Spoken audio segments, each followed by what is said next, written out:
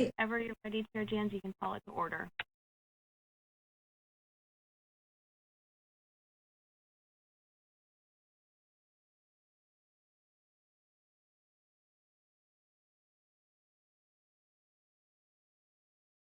Okay, so I will call the special Parks, Recreation, and Intergenerational Services Commission meeting Monday, September 13th to order at 6:05 p.m.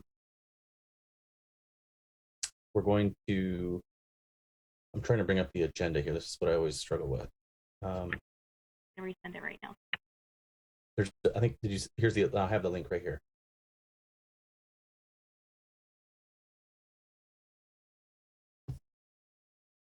Okay, so we're going to table item 2 initially, temporarily, hopefully circle back to that and begin with item 3, the Heritage Oaks Park Master Plan Virtual Workshop.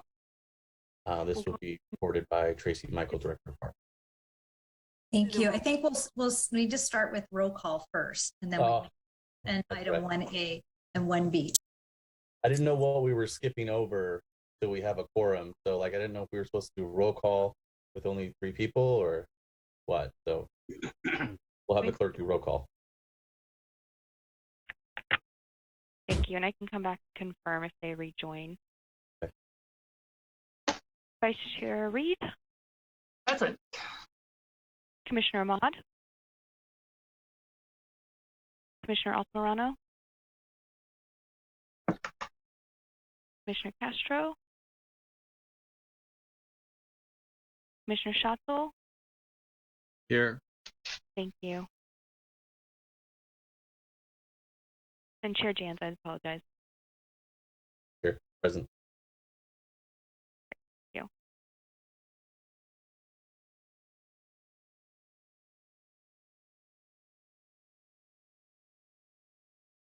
So we do not have a quorum at this time, Commissioner Jans, but we can still move on to items 1A and 1B. 1A and 1B.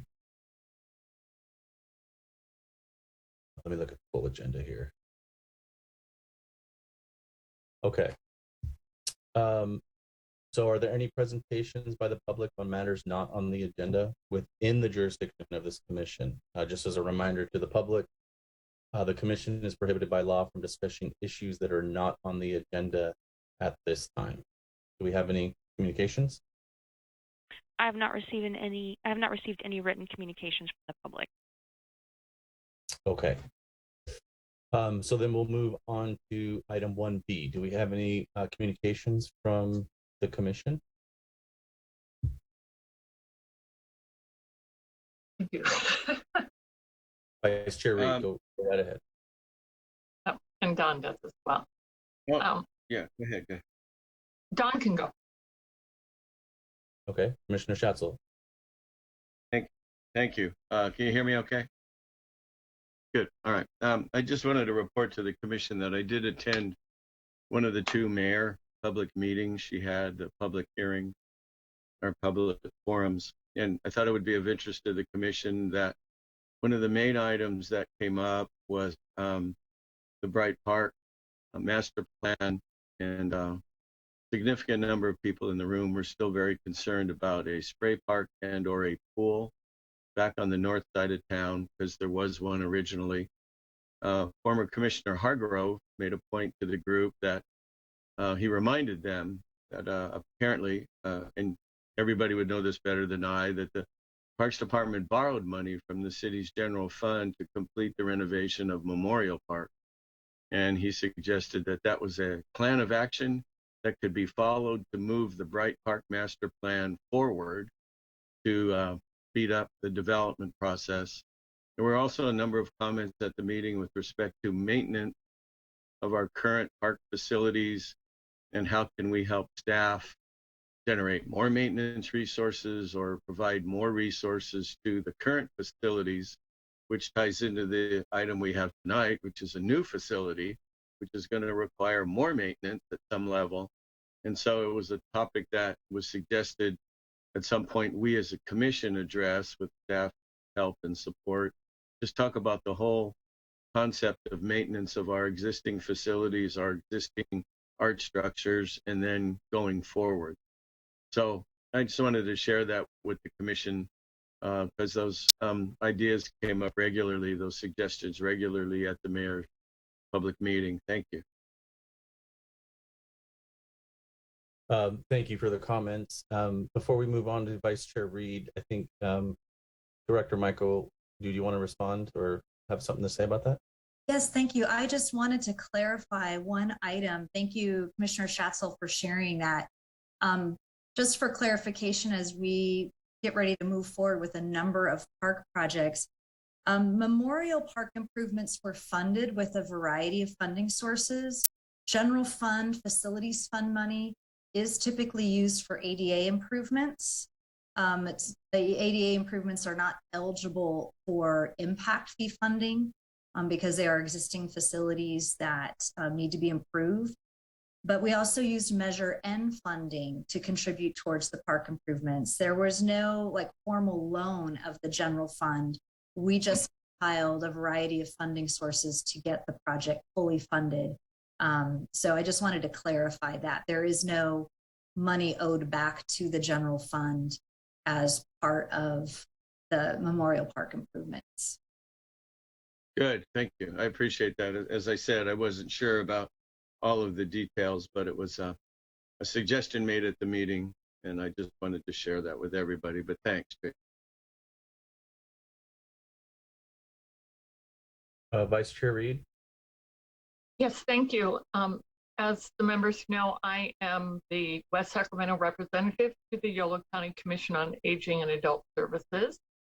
Tonight at 7 p.m. and again next Monday, September 20th, starting at 7 p.m., there's a 1-hour Zoom on emergency preparedness for wildfires. And I have linked to the two meetings. The one tonight is instructions on building a kit and making a plan and being informed. And the one next week is for seniors and those with access to functional needs, some financial planning and preparation for wildfires and defense of home. I don't know, is the chat open while we're here?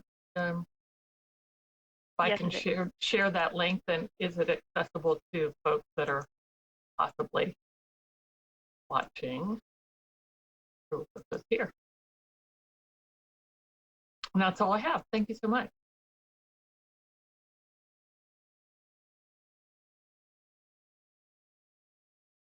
I wanted to communicate a couple of things. We held a special ceremony for a member of our community. We were over at Memorial Park and honored one of the longtime umpires for the West Sacramento Little League. Everyone knows him as Umpire Joe. The community came together and we used the facility, the new facility there at Memorial Park, the picnic area, to conduct the ceremony and honor Umpire Joe for everything that he does for not only the sport, but also for the children in the community. Just being a generous man and always having fun and helping encourage the kids when they're playing. Just a really nice human being, and he's in our community. The community purchased a tile to go onto the Memorial Park snack bar to honor Umpire Joe. Both the city of West Sacramento and Yolo County made proclamations in his honor. I think they even started the city council meeting with that proclamation a few weeks ago. So that was really an enjoyable thing to see. And there was a couple of communications from the community on the heels of Commissioner Schatzel's comment about park maintenance. I've been getting some communications from various folks about maintaining the parks, especially during the summer, keeping the grass green and the watering scheduling. Sometimes some of the fields are really mushy and watery for playing sports and using it. So I know there's been some communications with city staff regarding kind of a plan moving forward. So I'm hoping we have an opportunity to discuss that in the future at future meetings. And then the other thing, and I know it's not necessarily directly a park issue, but it does kind of affect some of the parks that surround it. But I've been hearing a lot of communication regarding the water level at some of the Bridgeway Lakes communities, as well as the retention ponds. They've become really low, and I know that has to do with some of the pumping station over near Jefferson and Lake Washington and some other facilities there. But the communications have been coming to me from the park standpoint, because people are enjoying, the boathouse or some of those park facilities over there, and they're wondering why they can kind of see the ground and the pump being exposed and the fountain and all that. So I don't know if that's something we can maybe discuss and how that operates, just to maybe inform the commission so that we can be better informed when we receive, comments about that, or just to maybe better educate the public on what's going on with the water levels. I guess it's been that way for a little while. So I know there's been some issues, but maybe we can talk about that at a future time. Any other comment? Okay, so we will move on. This is where I struggle, is flipping between the two. So we'll move on then to item 2 on the consent agenda. We're going to skip item 2 for now and circle back to it. We'll go to item 3 on the regular agenda, which is the Heritage Oaks Master Plan virtual workshop from Tracy Michael. Did I get that right? Yes, thank you, Chair Jans, and thank you to the commission for being available on a Monday evening in mid-September outside of your normal schedule for this item. I'm really excited to be co-presenting this item with Hillary Harkins with the HLA group. The purpose of this virtual workshop is to provide the commission and the community with information on the Heritage Oaks Park site, the overall master plan effort, as well as an opportunity to provide feedback on the initial design concepts that have been developed. I also wanted to share some information on a grant funding opportunity that has kind of been the driver for us expediting the schedule a little bit. So with that, I'm going to ask Hillary to share her screen so we can co-present the slides.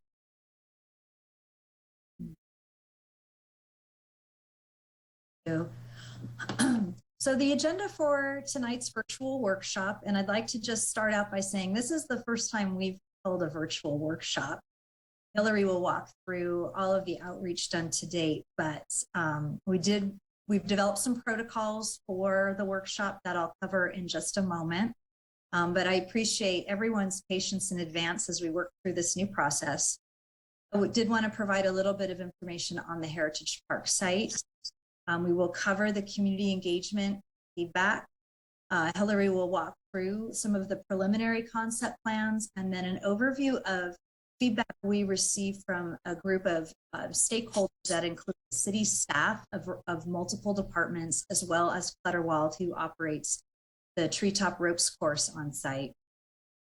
And then review a refined master plan concept for your review and feedback. And what we'd like to do is first turn it over to the commission members for feedback, for questions and answers, and then open it up for general public feedback, questions and answers. Next slide, please. So the protocols for the general public feedback portion of the virtual workshop is any person can raise their hand to speak. We want to give people plenty of time to chat, but to start off with, in order to try to keep somewhat of a schedule and have us wrap up the workshop by at least 8 p.m., we're going to ask everyone to keep their comments to 3 minutes. You can raise your hand multiple times, but as you raise your hand, Zoom will place the raised hands in the order that the raised hands were received and call on participants in that order. Participants may also use the chat feature to submit questions and comments. And we have members of our team who are watching the chat feature. So they can be prepared to guide us through those questions and help provide responses. Participants may also email comments to city staff. We're asking for comments by Wednesday evening. They can be emailed to myself at tracym@cityofwestsacramento.org, or it can be called in to 916-617-4620. En español, en ruscan, 916-617-4620. We have translators that will be available. Comments that are not able to be answered during this workshop will be responded to in writing and posted to our city project website. And under the Parks Department webpage, westsacfund.org, we have a project section. You can click on that, find the Heritage Oaks Park master plan effort, and any information from this workshop will be incorporated into that section of our page. So just a little bit of background on the Heritage Oaks Park site. It's about a 9.1 acre park site. It's located at the intersection of Lake Washington Boulevard and Village Parkway. The city formally accepted the site as a park site in 2016 as part of the larger Newport Estates development. And since then, we have been working to design and implement improvements in a phased fashion. The first phase of improvements included designing the sidewalk improvements along Lake Washington Boulevard and Village Parkway, and then installing those. And now we have completed the design of irrigation and landscaping for the street frontage improvements, and those are getting ready to go out to bid right now. We also entered into an agreement with Clutterwald USA to construct improvements on site for the public in exchange for giving them exclusive access to the Oak Grove for a treetop ropes course. I believe on the next slide, there's a site plan for Clutterwald that highlights the improvements that have been made to date as part of that partnership. The improvements include the treetop ropes course, which has been open since 2020. They opened right as COVID hit. So it was a little challenging to begin with, but they've really picked up and are doing a great job running a lot of different programs on the site, not just their typical ropes course business, but school field trips, summer camp programs, corporate activities that can all be held outdoors safely, even during COVID, which is very exciting to see happen out there. They also constructed a parking lot, a play area, and a concession restroom building to provide access to restrooms for the public during their business hours. And the parking lot and play area is open to the public for free use during typical park hours, which is 7 days a week, dawn until dusk. We launched the master plan effort for completing the balance of the site improvements in July in concert with our July is Parks Make Life Better Month campaign. We held 2 open house events. I'm going to let Hillary talk about that a little bit more. Had a really great turnout, and I thank everyone who participated in that or responded to our online surveys. But initially, that master plan effort was supposed to span 8 to 10 months. And we heard about a new grant opportunity called the Rural Recreation and Tourism Grant Program. It's being offered by state parks and offers up to $3 million for projects, new recreation opportunities within rural communities, which in this case, West Sacramento actually qualifies as a rural community. State park staff and our staff felt that it would be a really good fit for this program, but applications are due the first week of November. So in order to have a compelling application with really good information about the concept for the site, cost estimates, we asked HLA to condense the master plan effort a little bit. And that's why we also asked the commission to consider a special meeting so that we could host this virtual workshop and get feedback from the commission earlier in order to help us refine the plans and cost estimates in time to submit the application. Now, the grant opportunity is important because we don't always have a lot of grant opportunities that are eligible for our park sites in the Southport community. Many of them are focused on disadvantaged communities or providing access to services for disadvantaged communities. And this site just hasn't been competitive in the past for a lot of those programs. We know this is a project we need to compete, but we have limited funding available. So any opportunity we have to secure grant funding just helps us be in a better position to complete the improvements faster. So I'm really excited about this opportunity. And as part of this workshop and this commission meeting, we are asking for commission to consider endorsing staff taking the application to council for consideration. So with that, I am going to turn the presentation over to Hillary to walk through the design process and the really cool design concepts. Awesome. Well, thanks so much, Tracy. This is Hillary Harkins. I work for the HLA group. We're the landscape architects and planners who have been tasked with developing the park master plan with great input from both the community and the city. So what I'm going to do right now is I'm going to take an overview of the community engagement and outreach process that we've done up to date. We held an in-person community engagement event in the park. We held a coffee and donuts event on July 29th at 9:30 a.m. It was very well attended. People really enjoyed the coffee. They really enjoyed the donuts. We had approximately 60 attendees at that meeting and received really, really great feedback. We also had another Family Fun Friday event on July 30th at 4:30 p.m. We scheduled a shaved ice truck to attend the event, and approximately 60 attendees attended the event. We also produced an online survey in order to engage a broader audience within the city of West Sacramento, just in case people weren't comfortable with attending in-person events.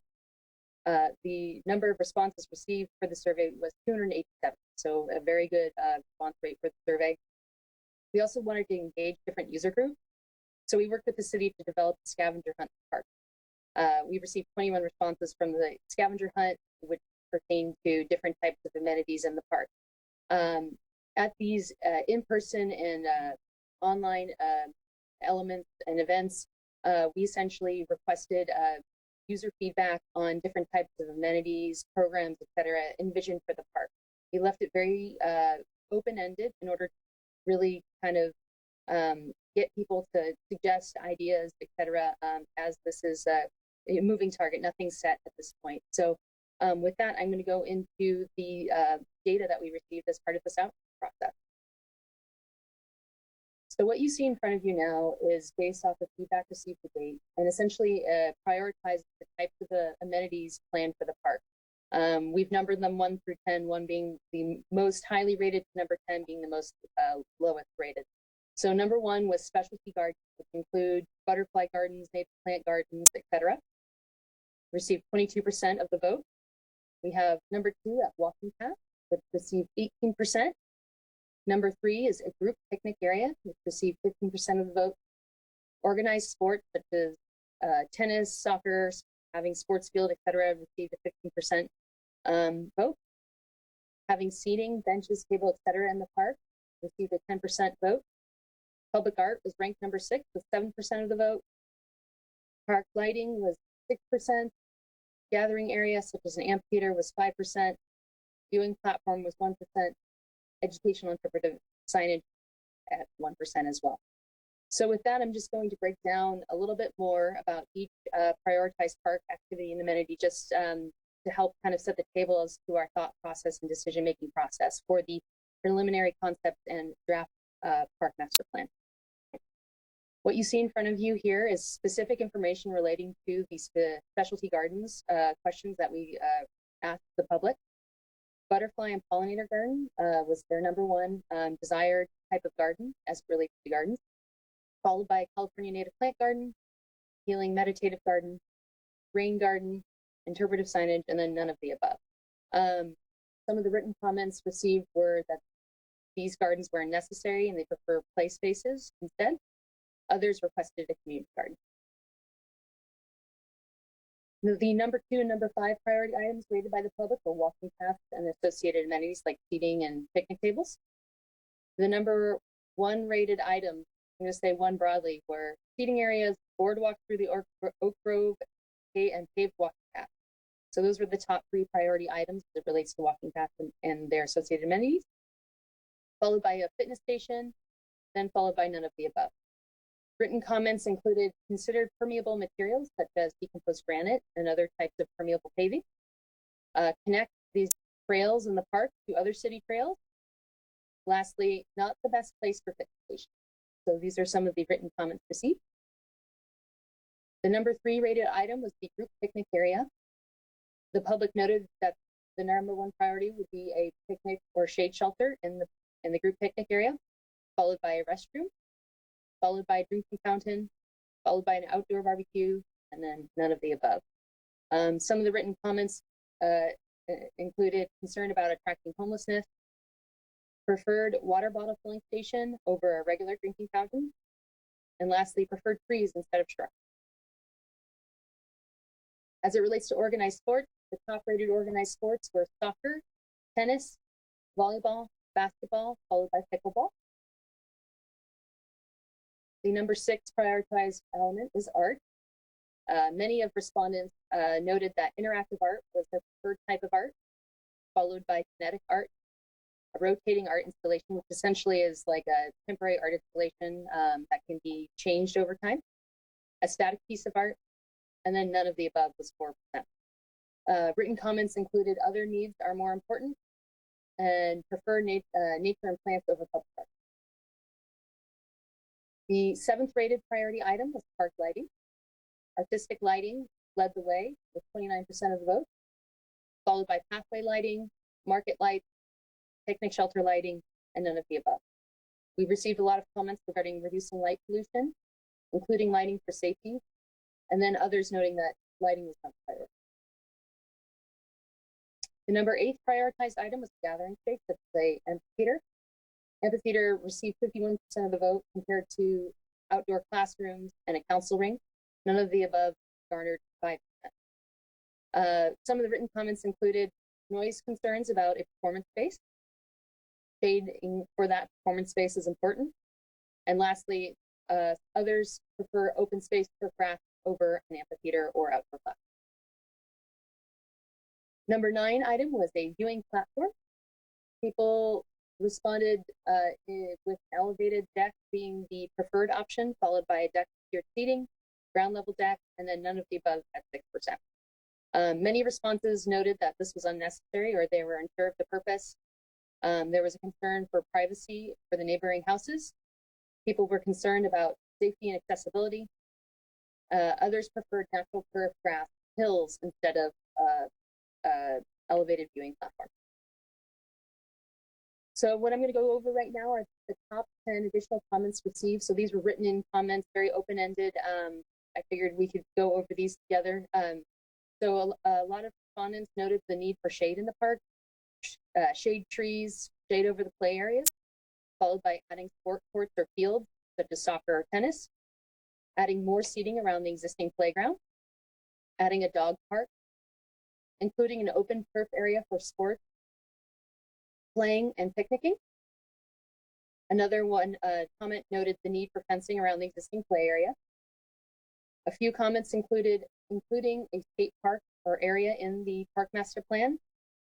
We also received votes for including a splash park or water feature in the park master plan, followed by a bike park or pump track, and then lastly, a concern about homeless in the park. So with that, we essentially distilled all the information received from the community, feedback received during in-person outreach event, the community survey, and then the scavenger hunt, and generated 3 concepts based off this feedback. We presented these concepts to a stakeholder group that Director Michael described as city staff and employees, just fire department, police department, and then Clutterwald, who runs the Treetop Staff Adventure Park. We'd like to brand these concepts in our office. So concept number 1 was a natural approach to the park. It had an emphasis on smaller scale organized sporting events and nature-based amenities and elements. Concept 2, we called balance, and it was focused on balancing organized sports with natural elements. And lastly, adventure was focusing on adventure sports and organized sports while preserving the natural open space. So I'm going to briefly show you the 3 preliminary concepts generated just to provide a background. This is concept number 1, which is called natural.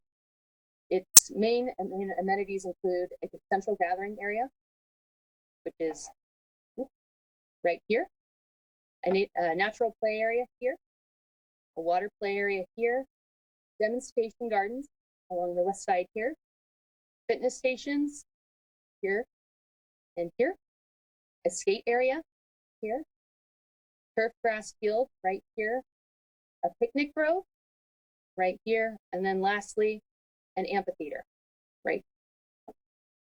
That is concept plan number 1, natural. Concept number 2 is called balance, and it also included a central gathering hub. It included expansion of the existing parking lot. It included a multi-sport court and large turf field.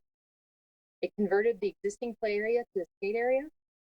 It included a picnic grove, demonstration gardens both on Greenbrier and on the west side of the park, and also an amphitheater within the Oak Grove. Concept plan number 3 is called adventure. Like the other concepts, it included a central gathering hub. It included a parking lot drop-off loop in lieu of an expansion of the parking lot. It included a skate park right here, a BMX track, a pump track and skills course shown right here, a turf grass field here, a demonstration garden here, and then a larger scale amphitheater right here. So some of the feedback we received from the stakeholder group was a concern over SEPTED, with crime prevention through environmental design, with the concern being that safety, we needed lighting for safety and to avoid large berms that limit use. Some of the feedback we received was that the site was too small for most athletic programs and staff preferred a flexible turf space. Staff also noted that a new sports complex and dog park are planned for park sites nearby. We also received feedback that tennis courts are planned for Bike Park, and that a skate park expansion and renovation is planned for Westacre Park, as well as a new bike pump track at that location as well. Lastly, we heard that we should expand the parking lot needed to essentially support the increased park use through the addition of the gathering area and other types of amenities in the park. So with that, Director Michael, do you want to take it away? Sure. And actually, Hillary, can you go back to the previous slide? Thank you. I just wanted to add to that a little bit because we met with our athletic programming staff to ask them about the athletic needs in the community. Well, as the site sometimes feels like a big site, but when you take into account the oak groves and the balance of space that's available, it's not a lot of space for athletic fields.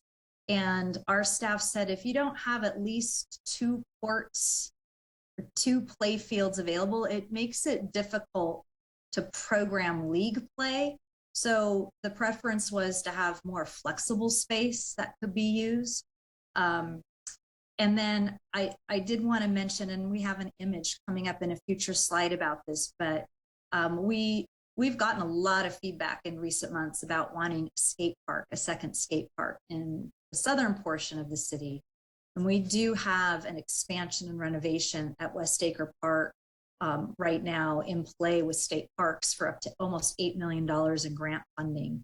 That would include an expanded skate park, a new bike pump track. And so we don't know if we're going to get the funding for that. So just something to be mindful of is if we don't get the funding for that, people might feel a little bit differently about whether or not we have a second skate feature in the southern portion of town.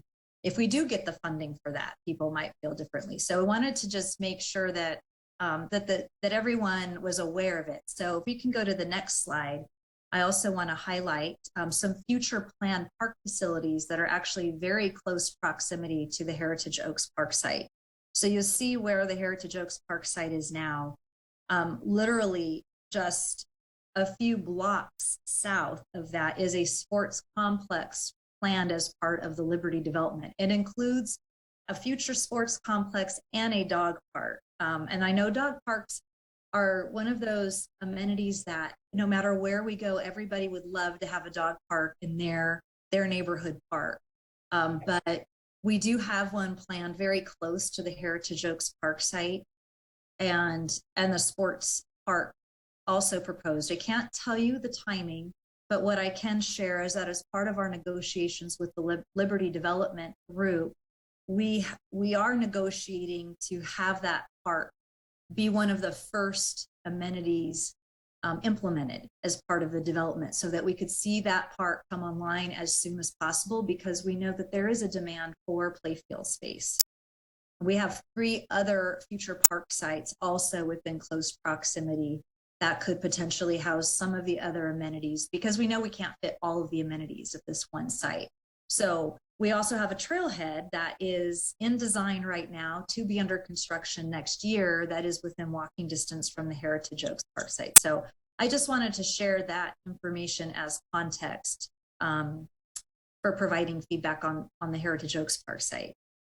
And then for the next slide, I wanted to just share the West Acre Park concept plan that was developed a few years ago for the first round of Prop 68 statewide park program grant funding that includes expanding the West Acre Park onto what's at the corner of Evergreen and West Acre right now, where there are some warehouse buildings that the school district owns. We have the potential to expand the park, add on-site parking, expand the skate park area, add this new pump track feature, expand the courts, add a water feature, replace the playground, add a restroom, because that is a heavily programmed site for athletics, and we do not have a restroom at that park site. A perimeter walking trail, adding shade structures. So that's a concept that is still in play for the second round of the most recent Prop 68 statewide park program funding. We were really hoping that we would hear about a grant award before this meeting tonight. We know it's coming very soon, but we don't know when it will be, and we don't know yet if this site will receive grant funding. So I just put this, I want to share this just for context and as a reminder for those who may not have been involved in this process, that there are these plans in place still. Absolutely. Thanks, Tracy. All right. With that, I figured we could go over the Heritage Oak draft final park master plan that essentially distilled the comments received from the stakeholders, the community, into a singular concept. And so what we're going to be presenting to you today are a few, I'm going to go over the general park design. I'm going to zoom in on different areas of the park. And then what we're hoping to get is feedback on the different types of amenities and features planned in the park, with the hope that the next draft includes some tweaks or some additional amenities that maybe we weren't considering as part of the master plan process. So with that, I figured I'd go over the draft master plan as it currently stands. We have a central gathering hub with picnic shelters and restrooms right here. Let me take a step back really quick. This is Village Parkway here. This is Lake Washington Boulevard right here. This is Greenbrier Road. And then there's going to be a future roundabout at the intersection of Lake Washington and Village Parkway. And then the west side of the site is bordered by residents, so that these residences are right here. So with that, we have the central gathering hub, which includes picnic shelters, restroom, play area, water play area. We have an expansion of the existing parking lot to accommodate additional vehicles at the site for increased programming and other events happening at the site. We have our play areas right here. We have our existing play area right here on the southwest corner of the site. We have a new water play area going right next to the central gathering area. We have a informal turf grass field right here. We have a skate area right here. We have demonstration gardens on the west side and along Greenbrier right here. We have an amphitheater right here. And then we have the BMX skills practice area shown right here. And we've shown that with an asterisk just in reference to what Director Michael just said about the funding for West Acre Park site. If the funding comes through, the need for a BMX skills practice area may not be as relevant here as it is. So it's shown with an asterisk as a maybe. But Now, nonetheless, it can be included in the park site design. So with that, I'm going to lead you through the park site design. I'm going to start at the central gathering area here, and then I'm going to work my way clockwise. So what you see on the right here is an enlargement of the group picnic area. It includes 2 picnic shelters that have about a 44% capacity each, which means that an 88-person event could be held at this gathering hub. We have a restroom with a drinking fountain and bottle filler right here. We have a tree boss with picnic tables to the left here, and this would be located on decomposed granite paving. So it provides a little bit more of an informal feel, but still can be used as a gathering and picnic area. And then we have a large art sculpture kind of anchoring the plaza, the entry plaza. Parking lot is right here. And then beneath, you'll see a few images that are just intended to give an example of what is envisioned for the project. These aren't necessarily the images that represent the final design, but are intended to provide context. So this image right here, you'll see is a picnic shelter. This is a restroom, and they're intended to match the architecture of the treetop stack building that's been developed, and that's sitting about right here on the plan view. This image right here is a tree box, so it has trees and decomposed granite paving with picnic tables. And then here's an image of art. All right, so now we're moving on to the play and water play areas. You'll notice that the edge of the gathering area is right here, just for reference.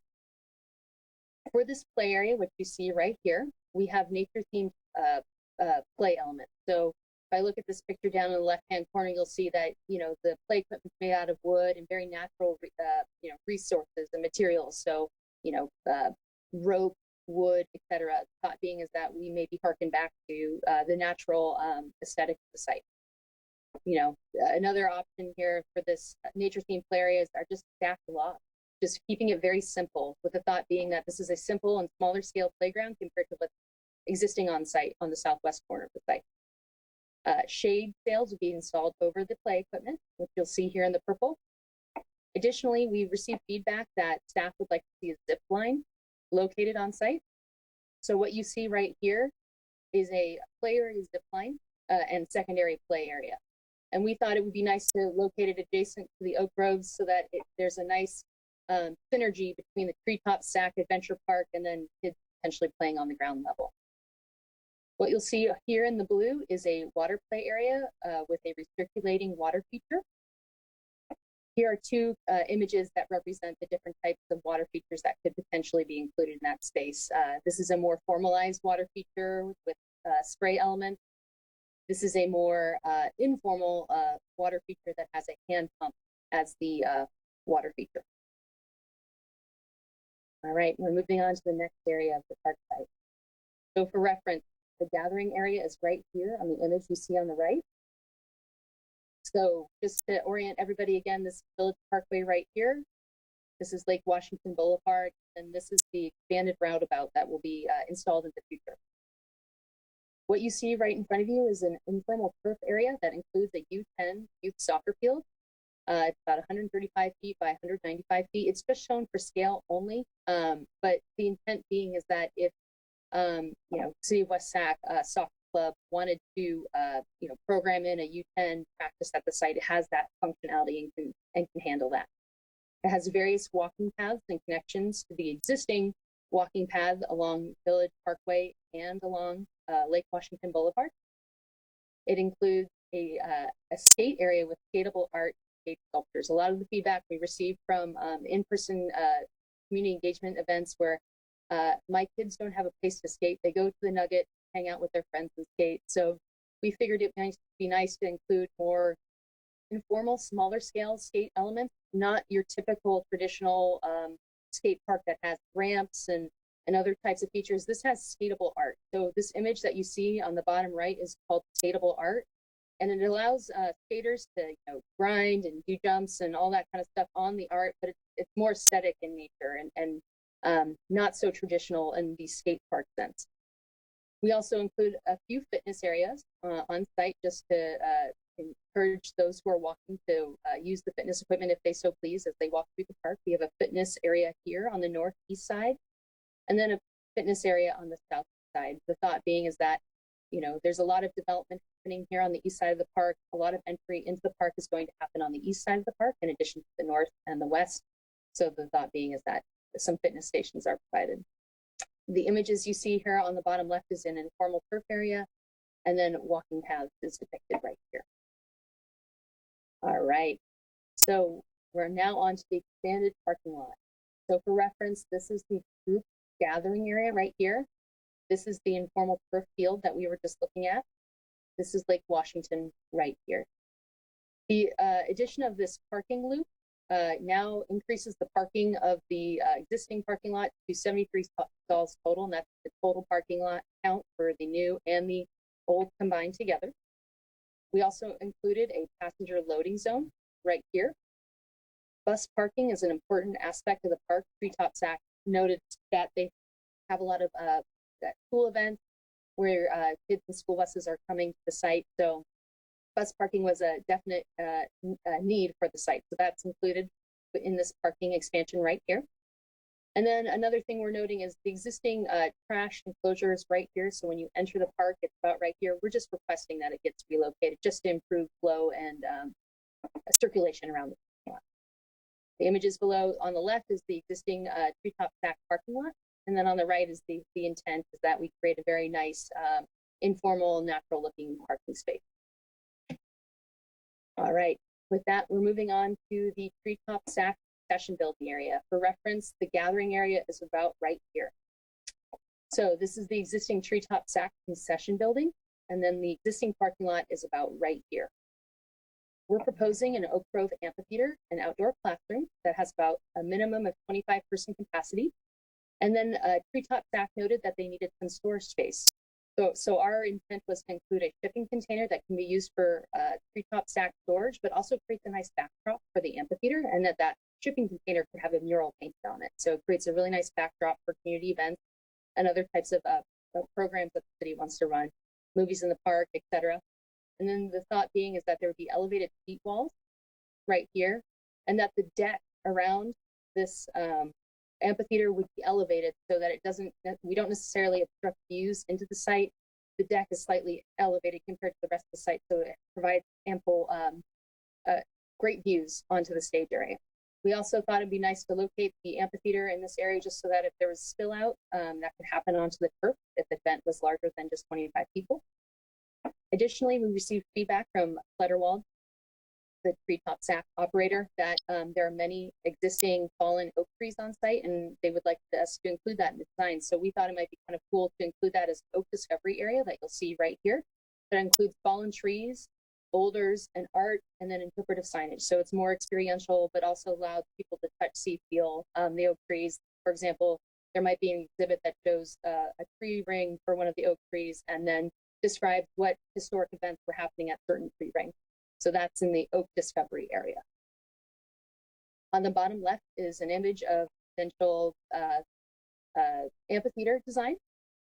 This image shows kind of a fallen oak tree for the oak discovery area. And then lastly, we're showing some interpretive signage right here that can be included in that oak discovery area. All right, we're moving on to the existing play area renovation. We've received a lot of great feedback from the community about the existing play area. The existing play area is located on the southwest corner of the site. The existing parking lot is right here, and then for reference, Lake Washington Boulevard is right. Shade was definitely a high priority item for the existing playground. So this concept includes the installation of new shade canopies over the existing play equipment in that area.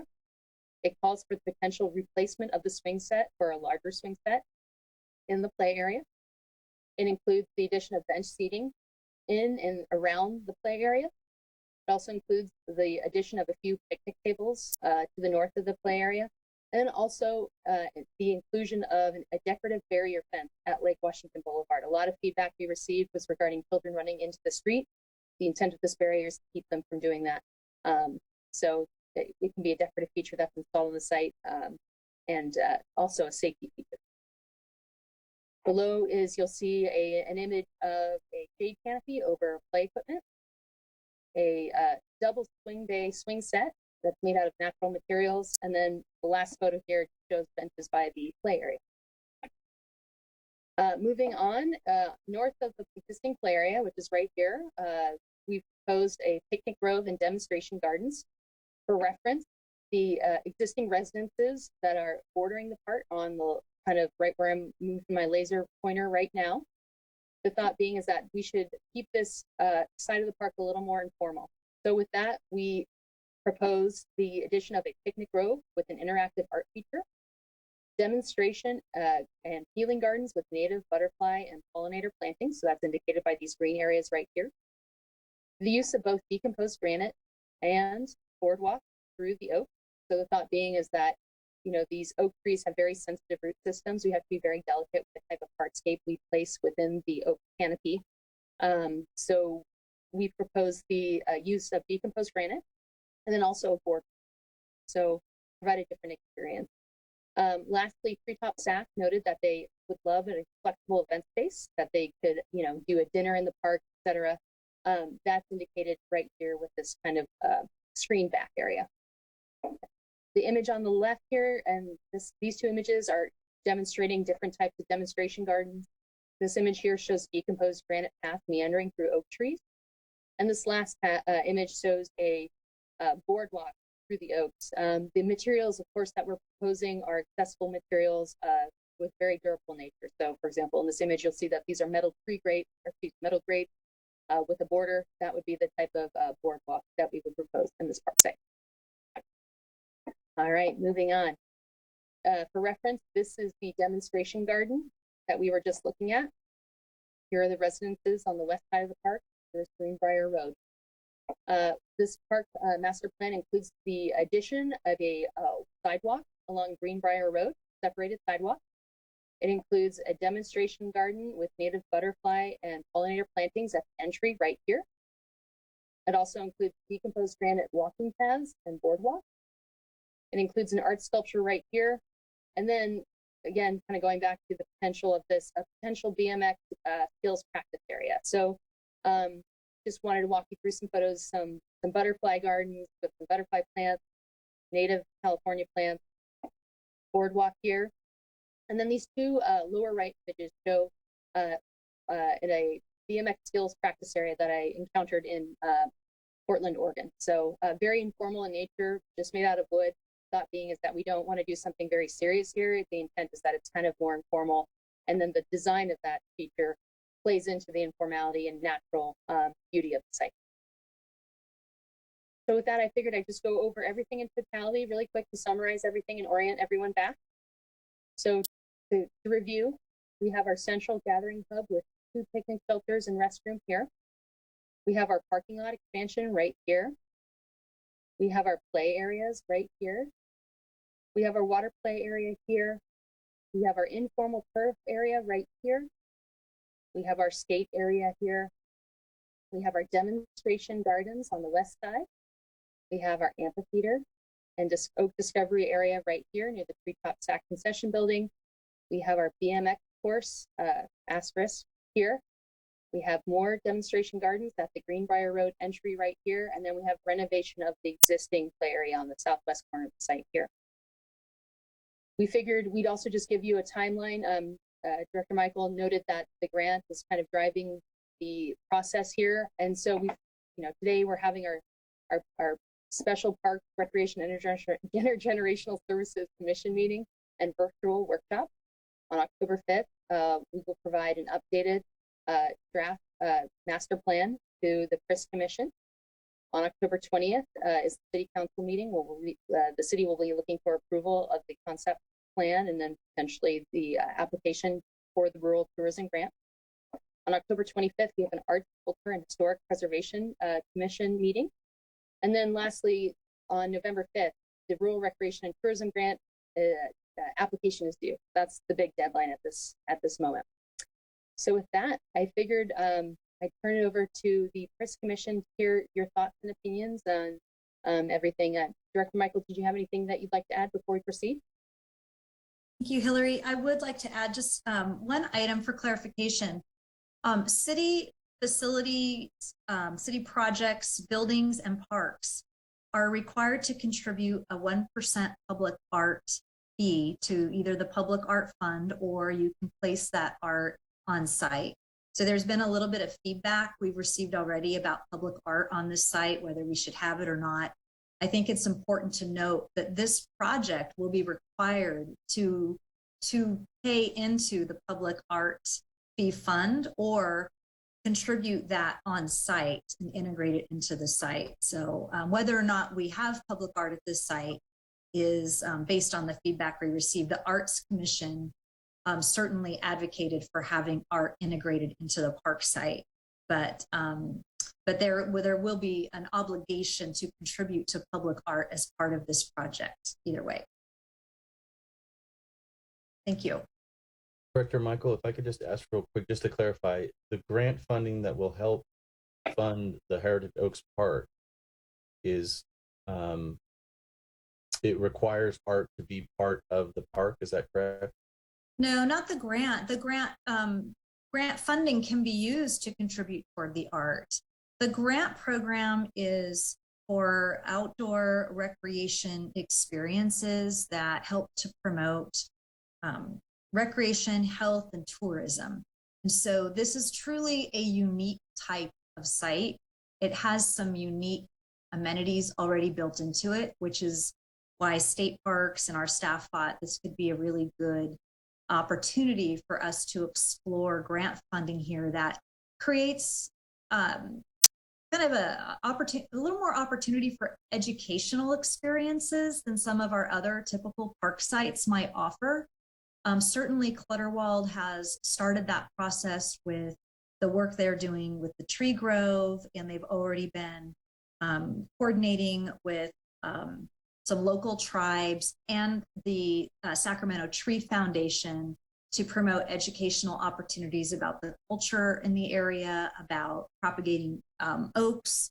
And there's just a lot of opportunities for education here that I think we could develop some really interesting programming for as part of the grant program. The public art is a city policy. We have a city public art policy that requires city projects, including facilities and park projects, to contribute a 1% of fee of the hard construction costs to public art. And you can choose to contribute to a fund, and then that fund is used to construct, purchase, create art on other sites, or you could use it on site as part of the project. That's contributing the funding. Okay, I understand. And one last note of clarification: the treetop part. You said that there was some connection between a contract to construct Heritage Oaks with the same people who did treetop, or is it treetop that's contributing to build part of this park? If you could just clarify. I think you said it quite a bit ago, but if you could just, I think you understand my question. If you could just clarify who it is that's contributing, and if it's just the development effort, or if they're actually contributing funding, or if you could help us understand that. Yes, well. Good question, because it's an interesting and kind of complicated partnership that was new to us and new to Clutterwald. But we have leased a portion of the park site, the Oak Grove site, as well as the area where the concession restroom building is right now, to Clutterwald. They have lease payments that are due every year, and there is a $2 user fee for everyone that uses the ropes course that comes back to parks that we can use to put it back into this site for maintenance, for programming. It's actually very flexible funding. We required Clutterwald to construct improvements in exchange for giving them access to the grove of trees. They had to construct the play area that exists today, the parking lot that exists today, the concession restroom building that exists today. And there are a few other items that are still pending, mostly because of timing and COVID. So they have ordered picnic tables and chairs, but they're on back order. Very hard to get certain items right now. They have some additional planting that's needed, but it's not the right time of year to finish the planting. So that still needs to be completed. But other than that, the improvements that are out there right now or the responsibility of Clutterwall to construct in exchange for us giving them access to the site. Okay, and it sounds like there's a revenue generation involved going forward. Yes, there's either a minimum lease payment due or percentage of gross revenues based on different triggers throughout the life of the 10-year lease. Okay, the lease payments and the usage fees for everyone who uses Treetop. Correct. Okay, thank you for the clarification. So I have quite a few questions, but I'll go ahead and concede to the other commissioners. I saw Commissioner Ahmad's hand go up, and then Vice Chair Reed. So we'll start with Commissioner Ahmad.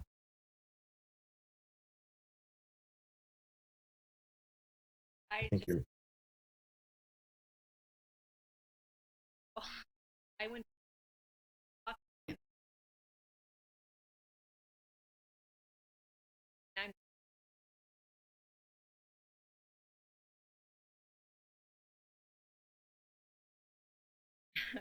So, just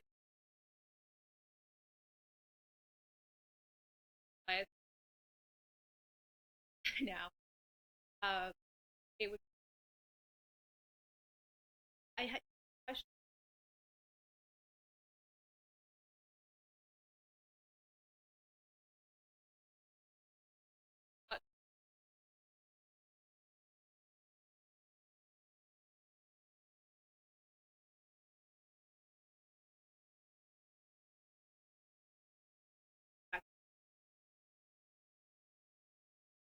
I'm unknown.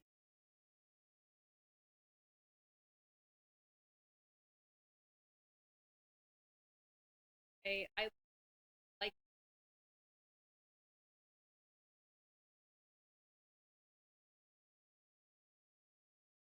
the way we. I think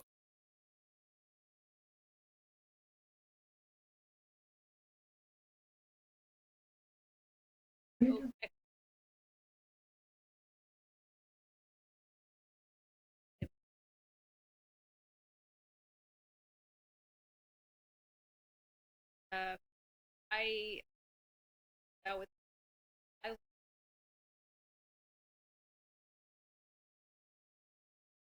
that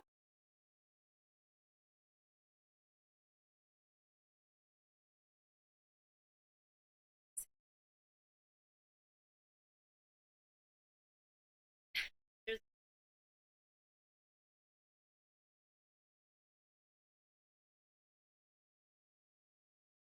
I would I again that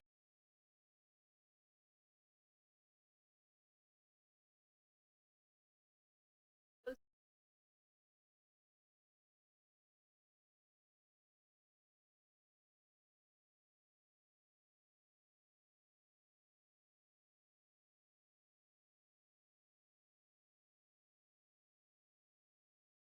and I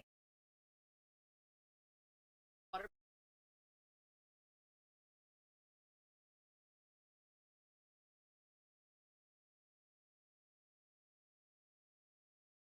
it back late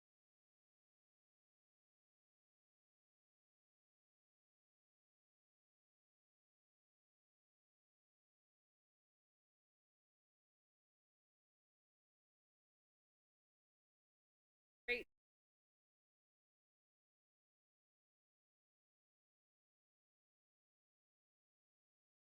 rest of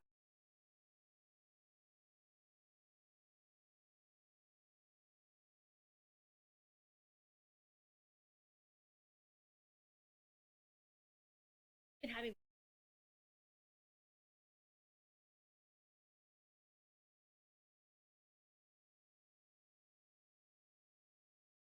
yeah again for getting so much there and it's you're right. I walk so I'm looking at it now there can, if you can, for instance, like the next that other that doesn't if the question happens, what would go into that was I guess the first question had regarding the fence part and then would go there if it didn't. That's all. Absolutely. Great questions, Commissioner Ahmad. I figured I'd just respond to them very quickly. To answer your question about the art, I think our meeting with the Arts Commission was very positive in the sense of art is really whatever we want to make it. So, you know, I think they placed, just like you had, a strong emphasis on the cultural and indigenous history of the site being a main component of the art, whether that is interpreted in an interactive or kinetic element, that's totally up to the artist. But the thought being that, you know, the art's very free form. It could be that mural that you mentioned. That mural could be on the shipping container in the amphitheater, providing the backdrop for, you know, those types of performances and other types of outdoor classroom events at that location. But I think the thought being that at this level, the art's kind of very open, with the intent being that it can be anything. I think the resounding feedback we received to date was that it had to be interactive. So I think people are really craving that interaction, not something that's necessarily static. So I think that's something like, you know, as the master plan moves forward in the, you know, the design process, I think, you know, we'll get really good feedback. We'll you know, reapproach the Arts Commission with kind of the items that we've discussed today. And I think we can really start a really nice conversation going forward over what that art is and how it's incorporated. Because they did also mention, just like you did, well, can we incorporate that in the garden somehow? Because that's something that can be done.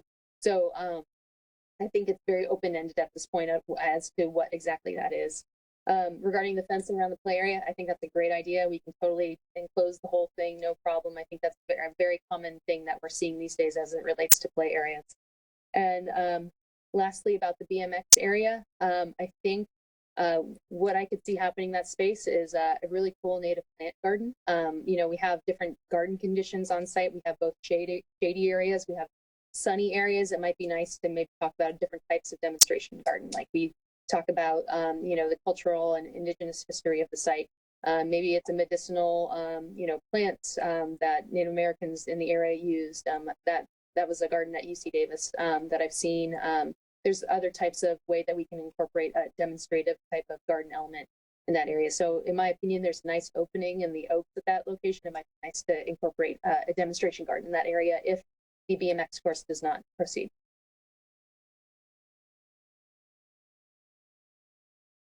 Oh, sorry, can't hear you. Do you have any more questions, Commissioner Ahmad? Can you hear me? Yes, now Yeah, we we can. can hear you now. Thank you, Hillary, for answering all the questions. One last thing I forgot to get back was this is because I was thinking about we had Girl Scouts and we just did like a little delayed bridge Micro Scout. We always look for little bridges in the bridging ceremony. So if you bridge, I could scouts, whoever, or the especially now with COVID, we've had to do a lot of scout tours in public parks. Oh, I love this idea. Thank you. All right, thanks for the feedback. We're going to move to Vice Chair Reed for your comments and questions. Thank you. I, again, applaud the staff and the consultants for the work and the outreach, in particular, that's been done to craft this plan. My first impression of it is that it's very ambitious. So, that in and of itself causes me some pause. And so I'm sure there's a rollout, a sequential implementation of the plan and some flexibility in terms of where it goes. But we just finished having a little chat about park maintenance. And I think, you know, those issues need to be borne in mind, you know, in terms of the resiliency of what we build. I love the natural elements that have been included in the suggested designs. I think that those are those are great additions, and using natural materials and emphasizing the overall theme of the park in terms of interacting with nature. I think it's really excellent from all points of view. So I just a caution there in terms of how many things do we want to jam into this park, and what's the carrying capacity of 9 acres for utilization, and how does that impact multiple uses that are envisioned here. And so I know you're aware and more expert than I in addressing those issues, but it did come to mind. I'm going to take the opportunity to present my favorite idea that I repeat about every 6 months, and that is, if there is a space that opens up as a result of the BMX moving someplace else, then I am a big advocate, and because it was mentioned in the survey results, for building a labyrinth that could incorporate the native plants and also meet the suggestions that we need a meditative space. There are all kinds of creative ways to incorporate gardening and native and indigenous tradition in a labyrinth. And so I'm just reiterating, which I say every 6 months.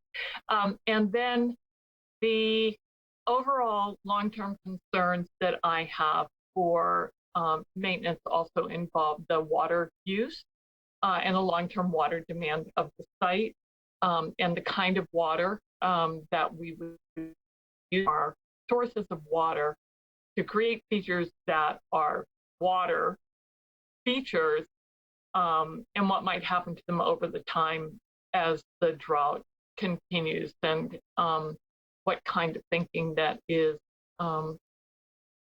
around those issues with respect to turf, anything that requires water, garden, and water features.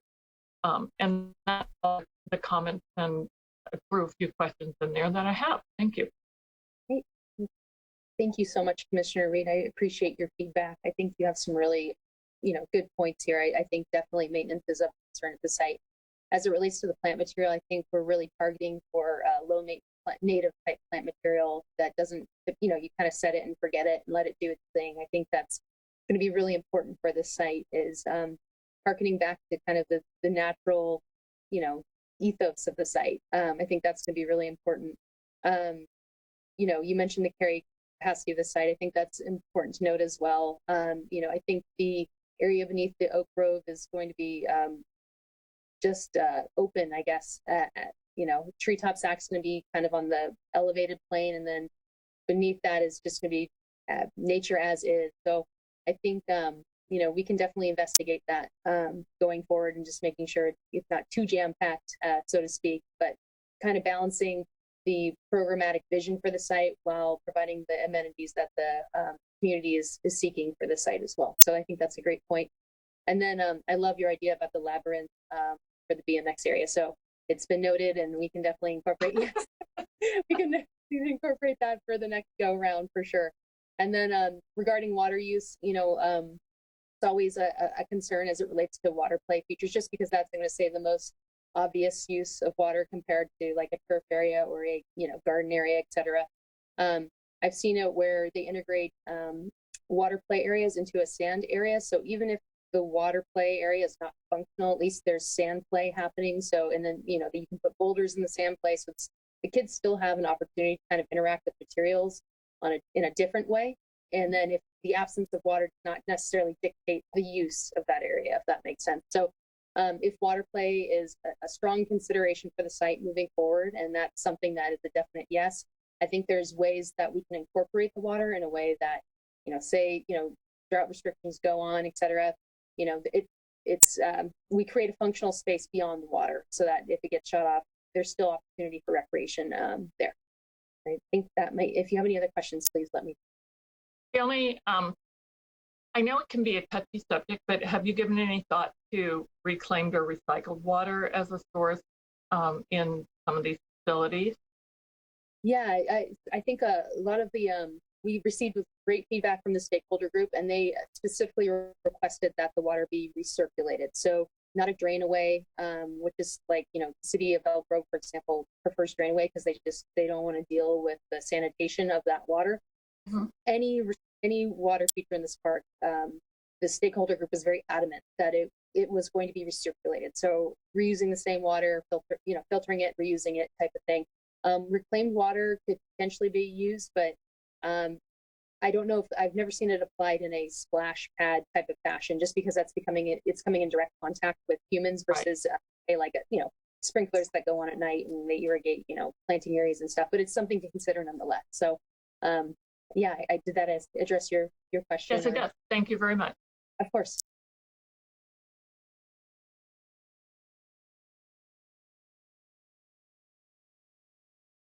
Thank you for your comments, Vice Chair. I think those are all great ideas for both you and Commissioner Ahmad.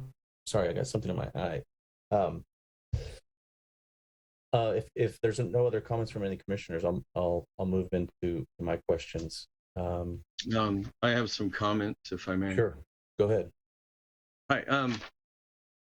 I find myself saying amen, amen, amen to the previous two commissioners. I have just a lot of comments, and the questions you don't have to answer in the interest of time. The phrase ambitious was a lot more tactful than what I was thinking. I was thinking crowded. And I think it's great that it just struck me.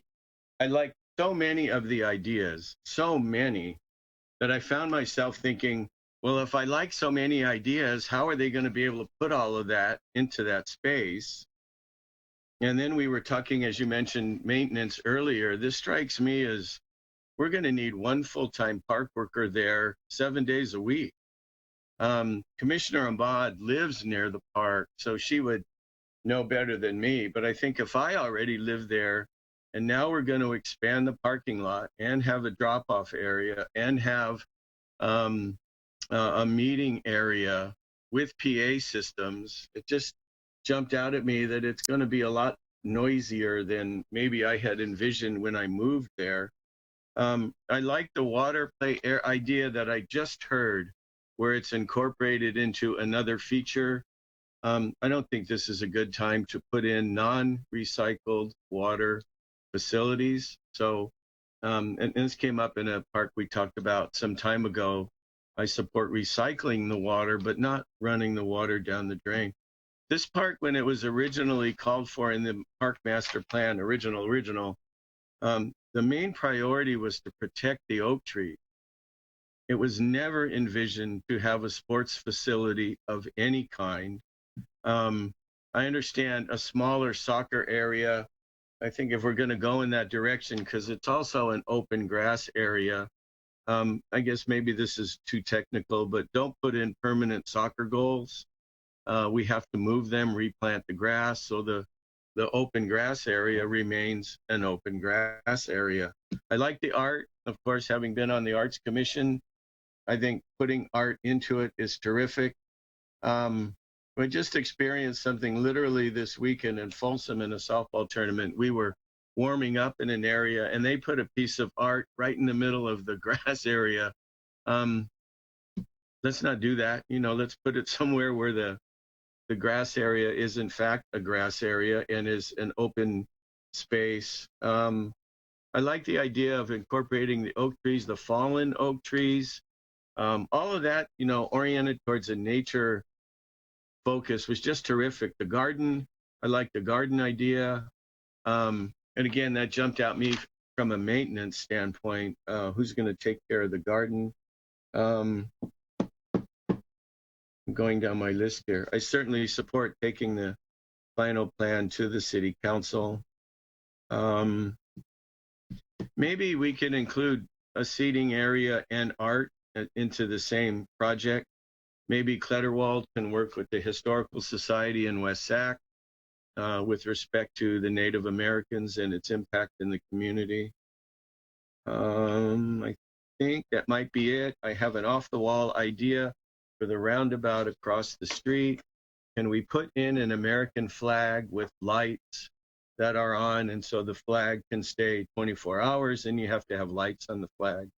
It always strikes me when I drive down Village Parkway and see the other roundabout, this would be a good place for an American flag. Maybe we can do it here. The landscape area I notice on the map between the sidewalk and the street does not appear to me to accommodate horses when they go down the pathway. And that was, however small, a suggestion in the public meeting that I attended, and it's in the written document as well. I like the shade ideas being trees as opposed to a large structure, because again, it's consistent with the oak trees and the nature orientation of the facility. I think that covers it. Thank you. Awesome. Well, thank you, Commissioner Schatzel. I really appreciate that feedback. I'll be brief with my response. I think you have some really great ideas here. I'm going to just respond quickly to the soccer question. The thought being that no permanent goal would be installed. It's like you mentioned, an informal turf area, no uprights or anything like that. I think we've got the art in there, which is great, and then kind of working with Treetop Stack and the local tribes to kind of create a cool art program for the park and interaction that could be created in the park. We can definitely look at scaling this back a bit. We'll work with city staff on taking a look at that going forward. So thank you for your input. I really appreciate it. Okay, thanks.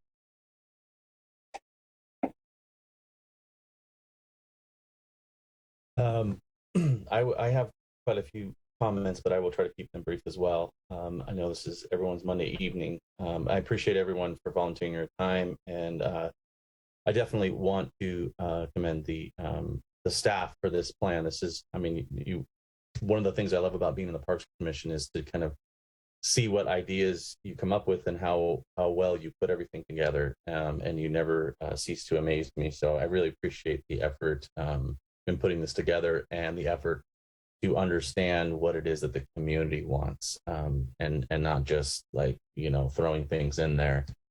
You're really taking a big effort to understand what it is that the people who live here want to have and want to play with, and I think that's really great. So I did have I have some questions and some comments. How many vehicles in this expanded parking lot plan roughly do you feel we could fit in here, along with the bus parking and whatnot? And then is parking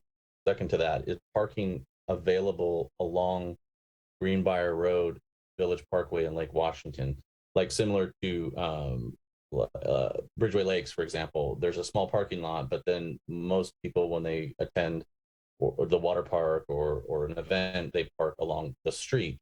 So how many cars can fit in the parking lot, and is parking available along any of those three streets that surround it?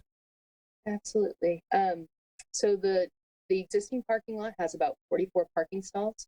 Okay. The new parking lot adds approximately 30. Plus, has the two bus parking stalls, and then has a passenger loading and unloading zone, which there currently isn't on site. And then Tracy can correct me if I'm wrong here, but I don't believe parking is planned for Village Parkway or Lake Washington Boulevard. Parking is available on Greenbrier Road, but I think our intent was to reduce impact on the northern neighborhood with park use parking. But Tracy, did I cover that correctly or adequately? There's no parking on Village Parkway.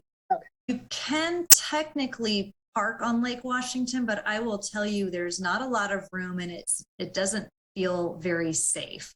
And I don't know if in the future that will become a no parking zone either with the roundabout.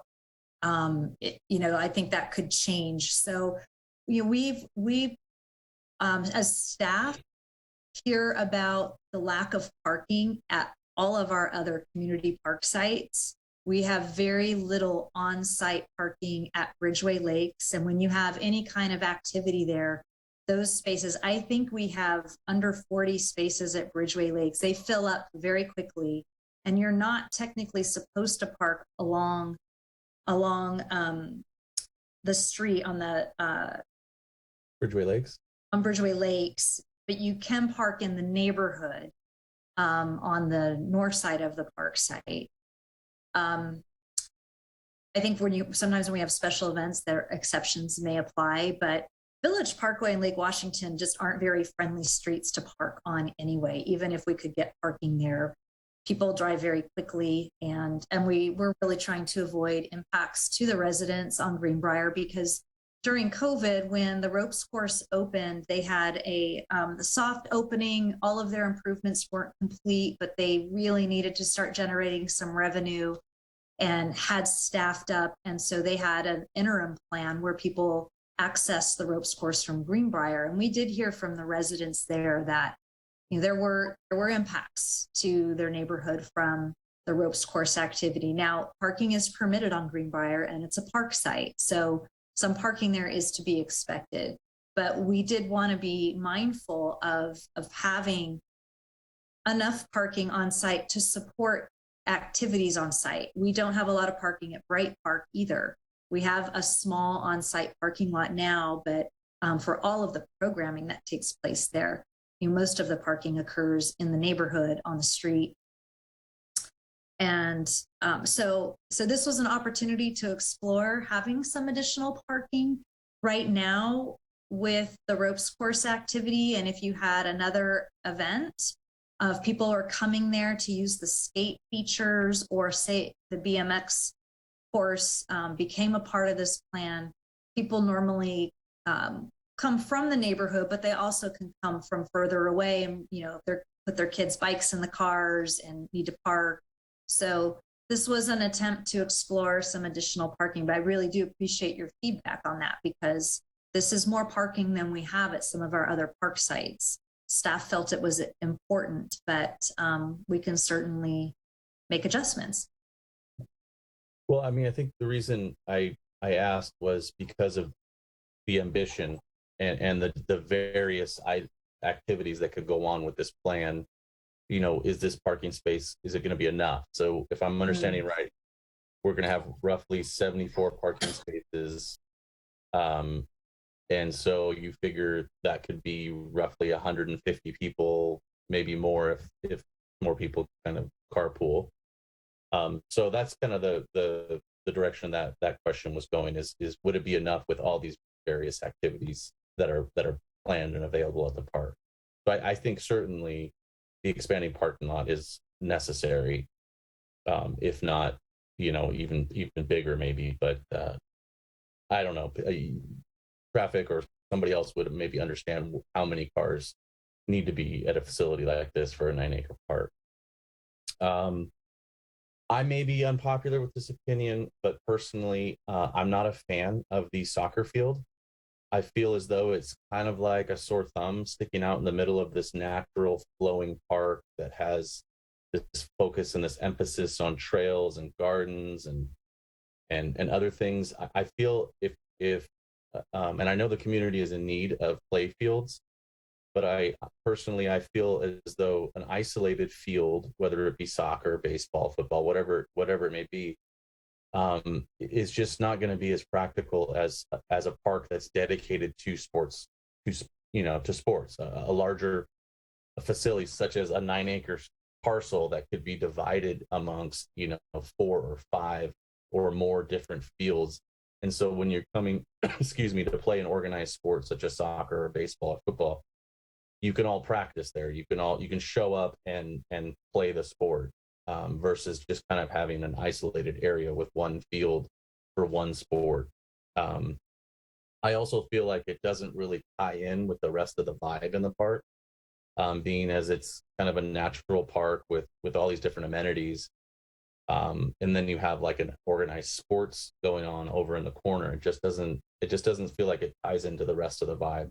That area, I understand, you have a large field for various activities, but maybe something more natural, like a Frisbee golf type of area where it's not going to be as noisy and shouting and yelling as you would in a competitive type environment, but maybe something a little more laid back, a little bit more kind of come and go as you please, an afternoon or a weekend type event, and then we can incorporate the natural elements of that area as part of the course, for example.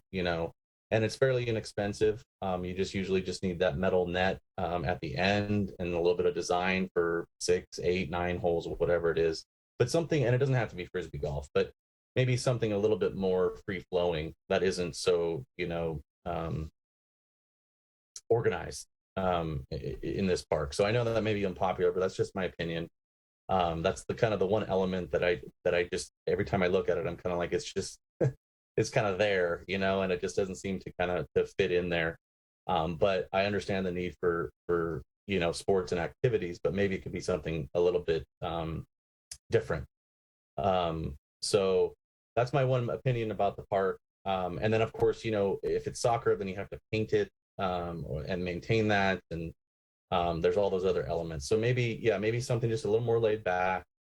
Frisbee golf was the one thing that came to mind. We don't have anything like that in this community.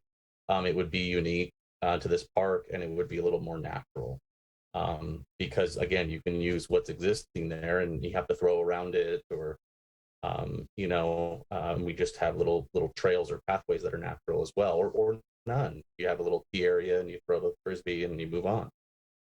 So something that's kind of my opinion on the soccer field or the play field.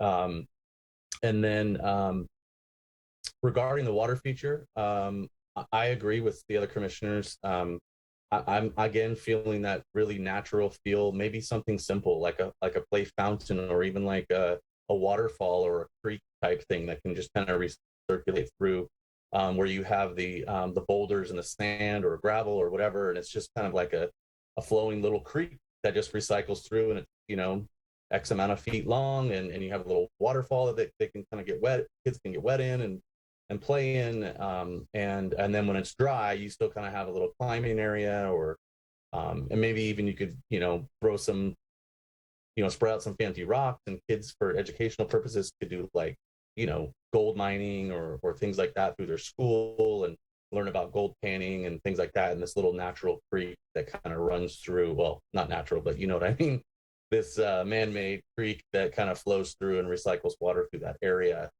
And then, they can play and stuff like that when it's dry.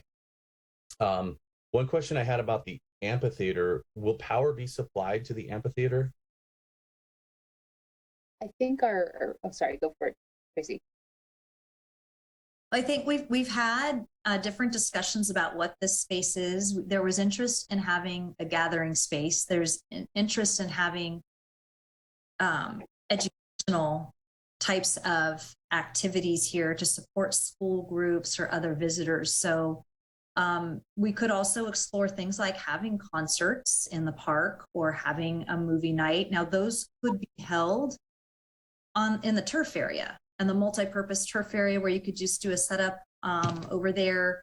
And the gathering space, the amphitheater, could be very informal. You could also build into it, though, some amenities to support things like amplified sound, storage, lighting, if needed. So it's really, it really is just based on feedback. I think that there is a unique opportunity to have some really cool educational space here. And we know that there's been interest in having other types of events in parks that may involve music. We've had concerts at Bright Park. We set up a stage and tent on the sports court at Bright Park. At Bridgeway Lakes, we set up kind of near the boathouse, opportunities at the barn. This could just be another venue where you could have occasional events, or not, or it can be much more passive and have much more informal gathering spaces. Well, the reason I asked was somewhat around noise, not only just for the neighbors, but also with the other activities in the park. I don't know how well you would be able to, hear, in the amphitheater, but I do love the idea of the amphitheater. But maybe, I don't know if would it be permit based if there was going to be live music? But I don't know. But maybe not providing power there would help with the noise, and it could only be acoustical type music or local plays, school plays could be held there, something where you don't need massive amplified sound. So those were kind of my thoughts. I love the idea on the amphitheater, but I would be a little concerned about not only noise for residents, because you're going to have not only the Newport Estates, but you have Liberty coming up as well. They're going to be right there. But I do like the idea of having a gathering space, but maybe by not providing power, it would be a little bit limited to those types of things. And then I don't know if permits would be involved for that type of amplified sound. So that was kind of my thoughts on the amphitheater. But I do love the idea of having that. You could even do yoga instruction or something to that effect, where you have a stage where you can workouts or boot camp type things as well. But if you have them speaking through a PA, that's a whole different animal. Mhm. So those were just some thoughts there on the amphitheater. And then regarding the natural path, I love them. I love the natural path. I was curious if it would be possible to maybe even have like a wildlife preservation element regarding natural plants, something on history, and this really ties into that educational grant. And if those paths could maybe just have some sort of simple barrier around them, so people aren't just wandering into mice habitat and bird habitat and stomping on the natural plants. If maybe just some 4x4 posts with some rope in between, just to kind of let kids walk through and then view some signage that says, hey, these are natural oak, these are the kind of animals that live here, this is some historical stuff, and it's just kind of or people can walk it or jog it, but it's kind of like it keeps them a little bit bound to that pathway, and not just kind of an open area to just explore and stomp on all these areas. I know growing up we had something similar at a park, and we went as a school to learn, and then you try to identify, like, hey, I see that mouse, or hey, I see that bird, or whatever. So in those natural pathways, I think they're excellent ideas, but maybe just keep them a little bit bound to those pathways if you can. I mean, I know people are going to jump over a rope if they really want to, but it just gives them at least that mental idea, like, hey, you're not supposed to be in here for any for just exploring. This is why it's kind of buried off, and it's for educational and for a little bit of preservation of the natural habitat and the wildlife that uses it. The BMX is my last thing, I promise. The BMX thing I think is a fantastic idea, as well as the skate idea. I think that's great. I'm curious about a couple things. One, if maybe those BMX and skate features could be incorporated into the artwork. Like if you could make a piece of art that is a ramp or a grind thing, or if those two elements could tie together somehow, I think that would be a great use of both adding activities as well as adding art.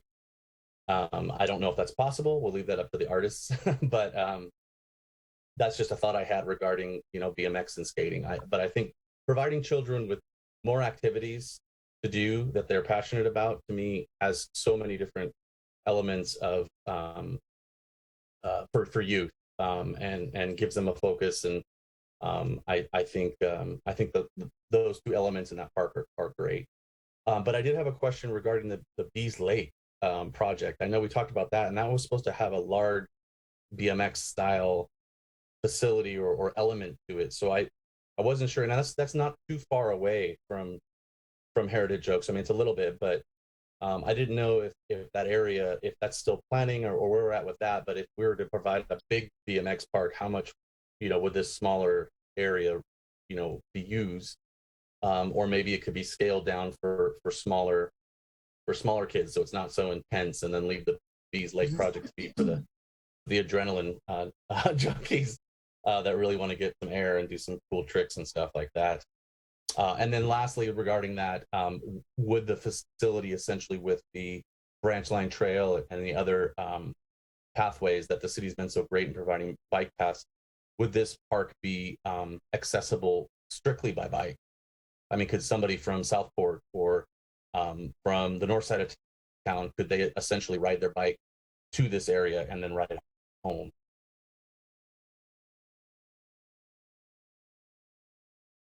Great questions. Do you want me to tackle some of them, Hillary? Yeah, you take a first pass. Yeah, I'm wondering if you can switch to a slide that zooms out and shows maybe the slide that showed the other park developments in the future by way as a reference, just kind of starting from the more recent question you had, Chair Jans, about access to the park site by bicycle. We do have, and Hillary, I'm going to need to rely on you moving your cursor if you wouldn't mind. Yeah. We have where our new trailhead is going to be located. That connects up to the top of the levee, which we hope to have funding to design, entitle, permit, and construct 5.6 miles of paved trail along the top of that levee. As part of the continued development of the Newport Estates project, we do have plans to connect that trailhead to Davis Road. So if you go to the trailhead, Hillary, and go north of the trailhead, about right, like there, the development that occurs above, just north of the trailhead in the empty field right now, there are plans to, and we are reserving way to connect the trail and that trailhead feature over to Heritage Oaks Park, Okay. Washington Boulevard. The southern portion of Lake Washington Boulevard has a large amount of right-of-way that the city owns. And the intent there was to have multiple types of paths built into Lake Washington, including a separate bicycle track, a sidewalk for pedestrians, and potentially even a DG that could accommodate equestrian use. That's also similar to what we have planned as part of the Liberty development on Davis Road in the future. So in the future, you could be able to hop onto the Southport Levee Trail, onto the Clarksburg Branch Line Trail, and connect to the site via Lake Washington Boulevard. Fantastic. I've forgotten what your other questions were now. I apologize. It was regarding the Bees Lake project. Thank you. Yeah, so we do not have a city-sanctioned BMX course at Bees Lakes. I hear that there's a pretty sophisticated type of course in there, but it's not city constructed. It's not city endorsed. It's highly sophisticated and not necessarily even appropriate for young children. So as we continue to develop Bees Lakes, we are certainly mindful of some of those features that have been there and been lovingly designed and constructed by people in our community who help take care of Bees Lakes and really look out for the property. And we are exploring ways that habitat restoration activities can coexist with maybe some of those other improvements there. But for now, we have heard of a lot of interest over the past few years through various community engagement efforts that there is interest in kind of this pump track type of experience for some of the younger riders. And to follow up on, oh, sorry, go for it. No, I was just, that was my question. So if that's the case, then I think a BMX feature would be highly used at the Heritage Oaks Park. I will ask Hillary a quick question on that, though. I'm not sure it's been fully determined, though, that that feature can be accommodated within the oak grove. We have to be very careful of the trees and the root system. And one of the many values that we have with our partnership with Clutterwald is that they're responsible for maintaining that oak grove, and they have an arborist come out and evaluate the condition of the trees every year to make sure that the ropes course operations are not impacting the trees, to make sure that the trees are pruned and cared for to keep them healthy. And we actually have a higher level of tree care for that grove with this partnership, through this partnership, than we likely would have otherwise. So that is something that I think still has to be vetted before we know if it's really feasible. Correct. Just following up on Director Michael's comment. Yes, Treetop SAC is supportive of a smaller scale, like you were commenting here, John's, about maybe something that's more youth oriented, smaller scale kind of skills area. So not necessarily a BMX pump track that's going to have large berms, etc. Something that more that's on grade and has smaller scale elements. So these two images that you see on the bottom right, when I went, our family lives in Portland, and we were walking through this park. The majority of people using this area, it's called the Quarry Skills Area, were parents with their children.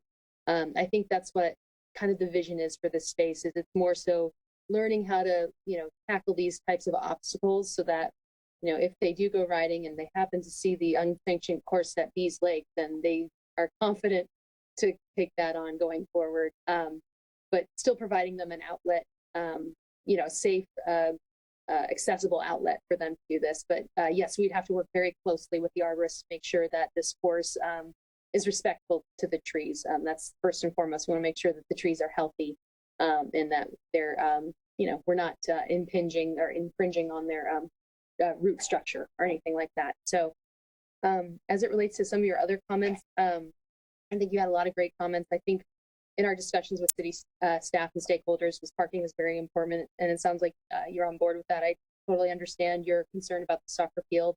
That's definitely something that we can consider moving forward.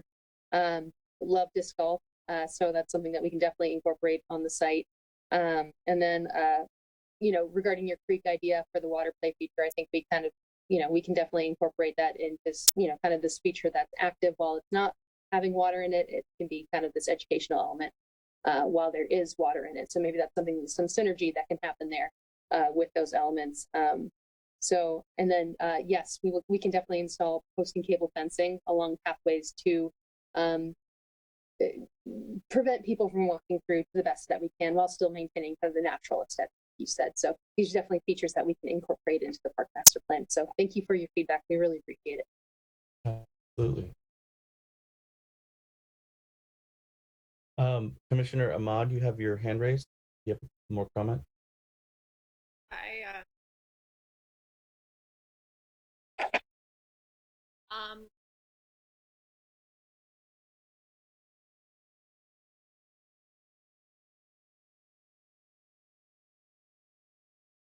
have a question. As of now, no solar panel lighting has been incorporated. But that's something that we definitely incorporate into, like, if, for example, we decide to go with real structures for the picnic area, that's something that can be integrated into the design of those structures, so that it essentially provides and supplies energy to the site lighting system. That's something that can definitely be discussed as part of this master plan. No, that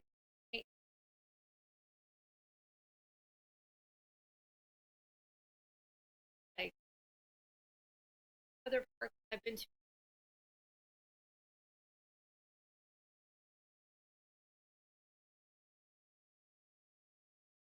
like that.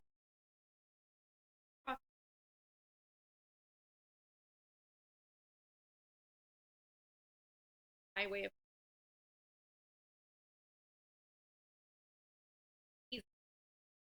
uh,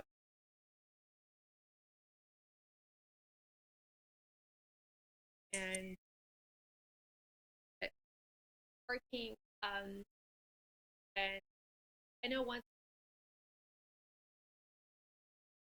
like special events happen, yeah, that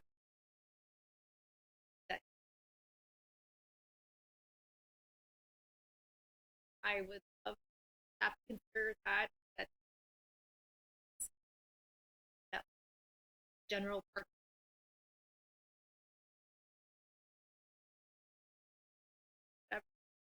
But there are any say anything else, I would love to see if urging people to think of your card right. Yeah, some which brings me to my last that they've talked a lot but I as a resident, I say that I need this red that I like read now I go I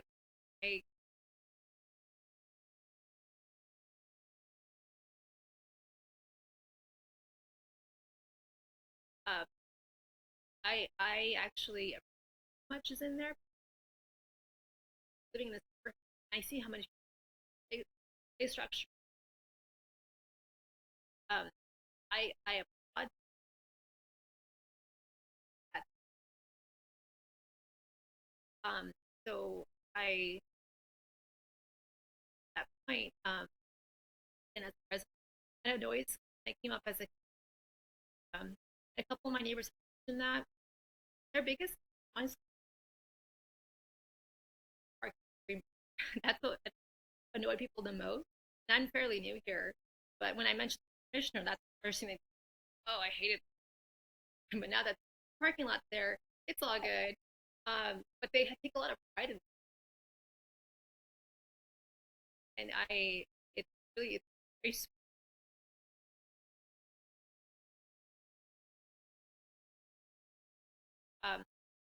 And I think one question I did have pathway on Greenbrier where it, like but that sideway around right now there's like the Village Parkway and Absolutely. Thanks, Commissioner Ahmad. I appreciate all your feedback. As it relates to I'll just address the connectivity around on the site. So the thought being is that there's this detached sidewalk along Greenbrier, and then it's going to connect into a walkway, main walkway in the park, and then connect out to the Heritage Oaks Parkway.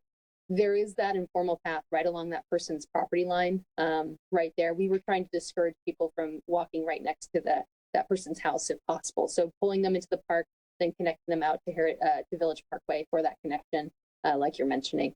So yeah, connection is, I think, hugely important to bring people in and out through the park, and then trying to get from Greenbrier from Village Parkway. Definitely want to add that connection in there. last point about Parkfield, I'm biased. I'm first here all the time. I back and I was thinking about what fans that it really came to mind. Like, I'll just give you my reasoning. I thought about all the times I spent playing soccer, and it's a lot of open space. Never felt like to me. And with that in mind, I think I vote. But again, it goes back to need. I throw my vote in for please, as just I also shout out mine. That it's really cool. I take my family to like winters. They have like their little wood.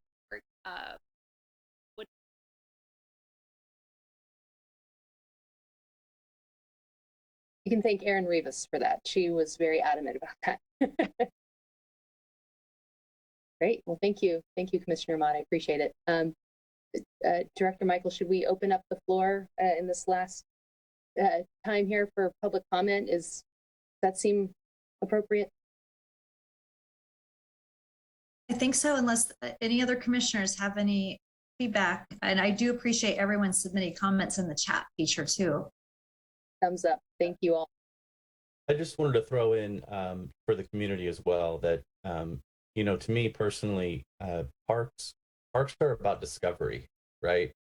So what I see with this park and all of the ambitious elements is an opportunity for children or the community to discover things that they didn't know that they liked because they didn't know about them. And so what I see about this flow, the greatness of the flow and the ambition to all this is that you can have, 50 different families arrive, and when they leave, you know, a child or a person of that family discovers that maybe they love biology because they loved walking the trail and learning about the trees and the wildlife. And then another family can be like, oh man, I love riding my bike on this, or I love skateboarding, or I love the adventure of ziplining. I love the, you know, adventure of climbing. And maybe another family leaves and they say, oh gosh, you know, my child just, you know, saw the performance at the amphitheater, you know, the school play, and now they want to be an actor. And you know, another family leaves with a whole different experience. And so to me, that's what parks are about. So,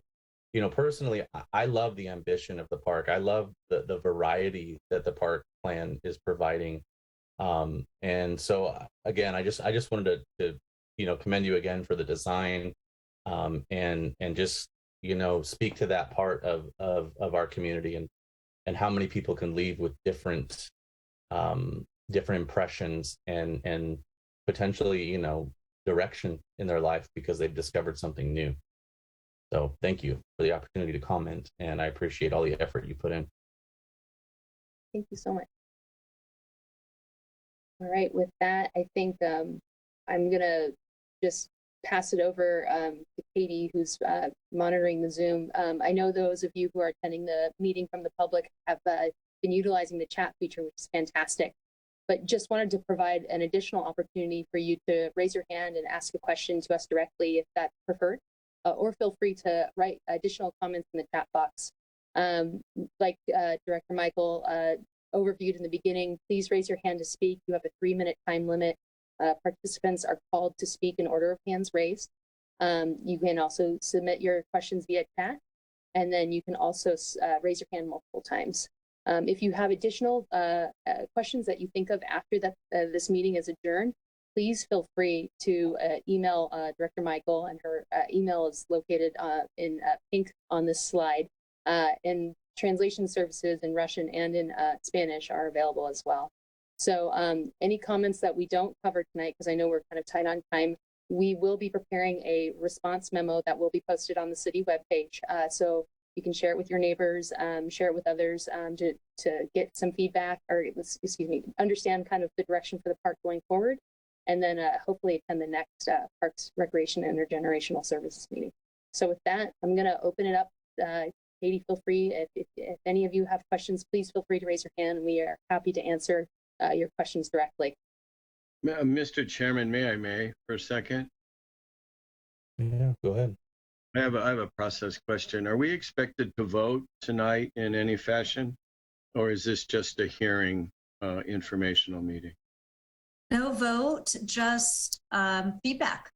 The design updated to reflect the feedback received and then shared again at your October meeting.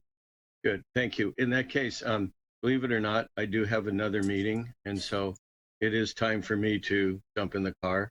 So thank you, everybody, and I will catch up to you in the next meeting. Thank you. Thank you, Commissioner Schatzl. We appreciate it. And Director Michael, is it just because this process is a little new, and I'm liking it, but I just wanted to, this portion of it is going to be feedback for staff, correct? Or commissioners. Are you wanting us to chime in and comment, or is this going to be more of a feedback type scenario? For tonight's meeting or for October? Yes, for tonight, this next process we're about to jump into. Oh, this is just collecting feedback from community members who participated in the workshop. And if there are questions, we anticipated that staff or HLA would be able to respond to them. That might trigger more questions that the commission members have, and that's okay too. We weren't sure how many people would be participating in this. We have a fairly manageable number of people. We do want to be respectful of your time. Our goal was to try to end this by 8 o'clock. I know we're already past that. But I do want to give the public an opportunity to at least ask questions or,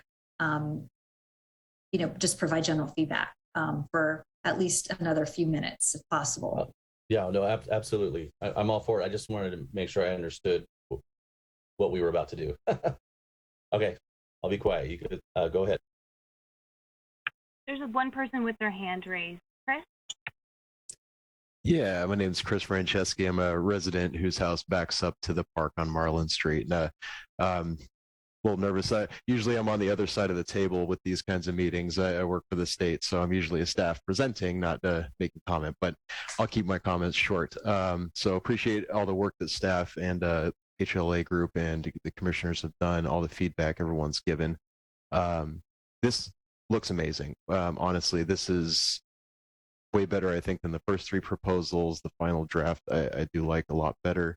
And I do want to just reiterate, in case anybody hasn't seen the chat comments, that our two primary concerns would be just for the amphitheater, just to make sure that there's minimizing the noise impacts, of course, as the chair mentioned, would be primarily our main concern. And then the soccer field, I think, even though he mentioned it was an unpopular opinion, I think I agree with him on that. We could look at some other ways of making that a more natural, educational or exploratory area. But other than that, I think great job all around, everybody. Thank you. Thank you so much, Chris. We really appreciate your feedback.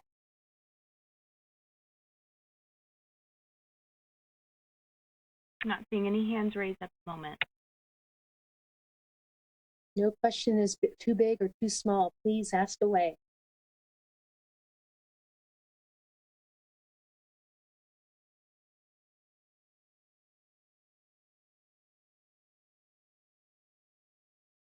Thank you, Chris, for your feedback. Not hearing any other questions or comments. Are we good to move on to wrap the meeting up?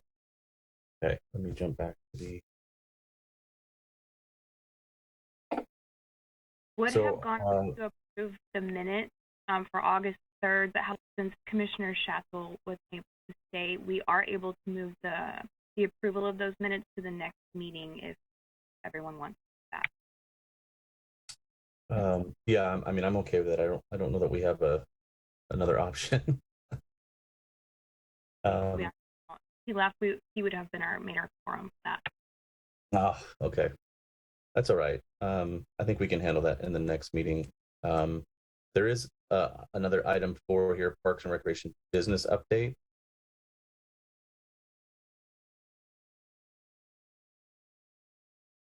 Yes, thank you. This is the business manager update. Normally I would provide an update, but tonight, Erin Rivas, the business manager for our department, has an update for you and some information about another great grant opportunity.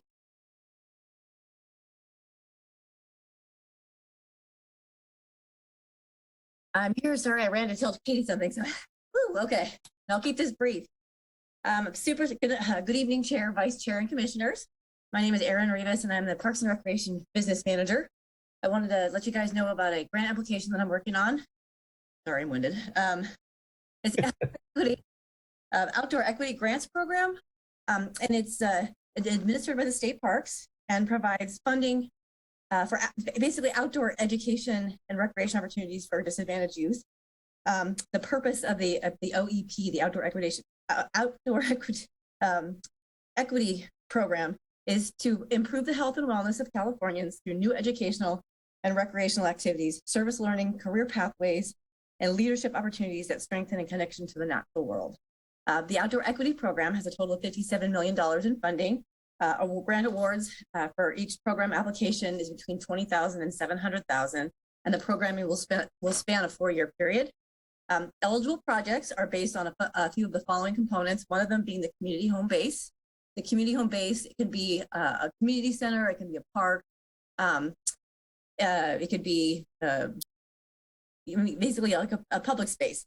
The space is selected using the Community Fact Finder tool, which I know we all love and adore. It picks up it analyzes data within a half-mile radius of a site location. And this program specifically is geared towards reaching residents that have a high number of people living in poverty, low per capita incomes, number of children receiving the free or reduced meals, and then English speaking challenges. I really wanted to get Bright Park. I really want to get Bright Park and get the kids from Bright Park to the rec center for swim lessons. Bright Park is not competitive. So I went and searched my little button all over the place. Joey Lopes Park is actually incredibly competitive. So that is the community home base that staff proposes based on lengthy investigation with eligible spaces. There's the Parkside, there's a bunch of inclusionary housing units, affordable housing units right there. Parkside, one of them. There's Cap Court 1 and 2. I think 170 affordable units in that space, and plus access to 20 plus of the hotels and motels, which are function as temporary housing for many children that are very low income and probably the most in need, and probably have the greatest financial and mobility challenges. So basically, there's the community home base is basically the space that everybody needs to launch the program from. And so the proximity to these these inclusionary houses means that the kids and the residents can just walk next door. They don't actually have to have a car of their own. Another element that the projects have to have are community planning. So it includes a community engagement component. They want to see how we've incorporated the residents' creative ideas and thoughts, and how we've basically used their thoughts and ideas to build our program. We have to establish some outdoor program goals. So we have to have up to 5 outdoor activities in the communities, 2 trips in natural spaces. I'm gonna take my glasses off because I can't read and look down at the same time. It's killing me. The primary participants are kids, are youths. For at least the local activities, the 2 natural trips that are basically have to be more than 5 miles out of town, so they don't have to be very, very far. But at least one of the trips to these outdoor spaces has to allow different ages, so it could be families. And basically the program goals, I'll just outline them very quickly, is discovering nature in action in the community during nature walks and visits to local and state parks, solution-based learning about the community's connection to climate change and environmental issues, curriculum-based activities at the community home base, instruction in arts, science, technology that connects with nature experiences or fosters stewardship of the environment. So like photographing wildlife, birds, that kind of stuff. Arts that are nature oriented, preparing participants for nature area trips. So some of these local activities can build on something later. So if these kids are taking swimming lessons or water safety courses, they can use those when they go to their outdoor adventure place. Maybe it's, the mountains, the beach. Another component of this program is service learning, career pathway. It's basically meant to encourage our future outdoor environmental professionals. We want to have, they were scored on basically the number of residents that are going to learn new things, career pathway education, and have leadership opportunities. In one of the community engagement events, which I haven't gotten to yet, we were able to watch these young children helping their parents read a survey, translating them for them, advising them how they should select on the vision board what events that they would be most interested in. It was actually very cool. Also, so we want to talk, we're also selected based on our participants, our partnerships in capacity building. So who we partner with. We had the Health Education Council has been working with us. We've been working with Yolo County. So we need to show that we work with, we've had, other agencies that we've cooperated with. They've helped us with our meetings. They've donated materials, they've donated staff time, they've helped with some skills training. But also the last piece is showing that we're mentoring our youth after the grant. So we're providing sort of an ongoing, way of keeping these kids engaged and promoting them. And we have so many programs already internally. We have the Club West kids that are, into leadership skills. We have the home run program, which we can feed into and allow for some electronic badging. These kids can get credit for learning these different skill sets. It'll help promote them in their, their future employment. So we're looking at different ways that we can piggyback on the programs that already exist. We had 2 in-person community engagement events. One of them was on the 25th of August at Joy Lopes Park. It was well attended. Don Schatzel, who's not here, was there. And we had so many kids that were there. Those kids acted like they were at Disneyland. A lot of the kids were unattended. So we had lots of groups of small children that were out there, playing with those ginormous pencils. We had to woo them with shaved ice to get them to take the survey and select their favorite, outdoor activity on the vision board. But they just really had a great time. We had a second one at Club West and had the teens there involved. Kind of scary because a lot of them were really into hatchets, but that's okay. But I think we got almost 100 survey responses. We had it online as well. We posted it on the 19th of August, closed it out September 2nd. And we had at least 54 people attend the in-person events. We had a lot of little kids. From the feedback that we got from these surveys and from the in-person meetings, were that there was a five top outdoor experiences, like locally sort of themes. One of them was water adventures, which is what we were hoping for, which will probably incorporate things like swimming lessons, rowing, kayaking, boating, water safety. The second one that scored as the most desirable was survival skills. So kids wanting to learn how to go camping, learning tricks and tips for going camping. Wildlife experience, which would be wildlife observation and trips, maybe photography. Take aim, we called it, is archery, gadgets, and other target sports. And we already have an archery program in the rec center anyway. So these are things that already exist, but these will be at no cost to these kids, so they can participate. Climbing adventures. So that will allow them to use maybe the indoor climbing rock at the rec center, possibly get free passes to the ropes course, and then and then possibly take it on to this next step. So these non-local day trip adventures we talked about. The most desirable was a beach trip. Second was going to the mountains or to a forested area. So if these kids are using these local experiences, local activities or goals, they can build on those. Learning how to swim, learning water safety tips, which are going to help them, in their future as adults. But they can use these at these outdoor adventure, experiences. They're going to go to the beach and they're going to be safe in the water. They're going to go, they're going to learn how to climb a rock, in the rec center, and then they're going to go climb a rock somewhere real. Staff is currently working to develop a more specific program for the grant application that incorporates outdoor experiences identified by the members of the community, and the survey data.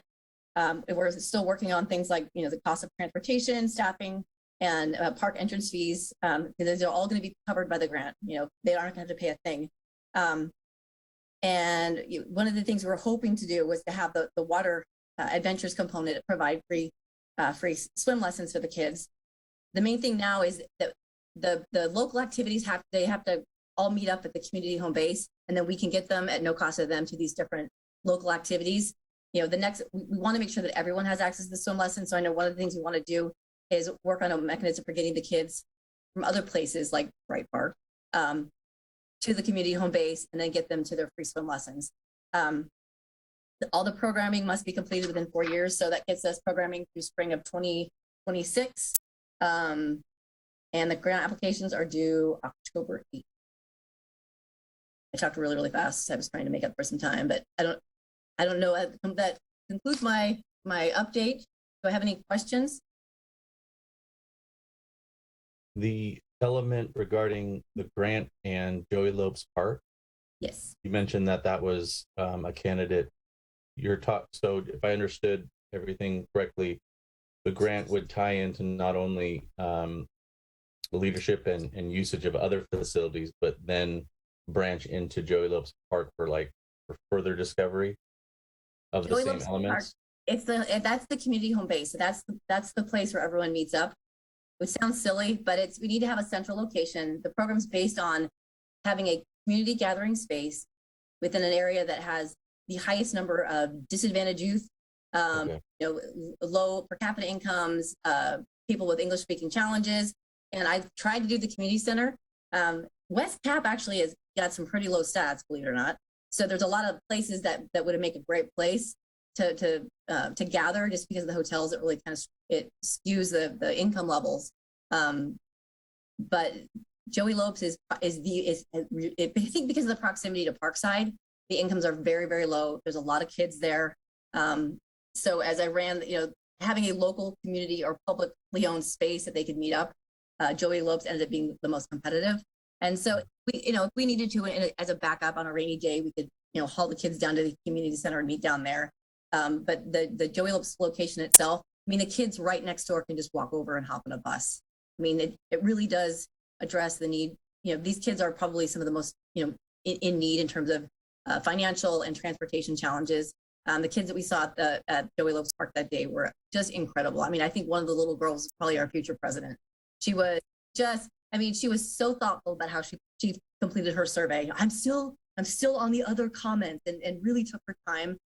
So we had, a young mom that would say, well, gosh, does this mean that I can go, on a hike with my son. I said, yeah, no, it does. So there was definite interest and definite, I mean, I had to bribe them with shaved ice. But they participated, and those kids, if you saw how much fun they had, it just really, we had 11-year-olds that we had to help them read their surveys. 11, I read at 5. I mean, it really, really hit home. I think that location there, those kids maybe don't have that. They may not even have a bike. They may not own a bike, may not know how to ride a bike. They may not know how to swim. And they can just walk next door and hop on a bus and have access.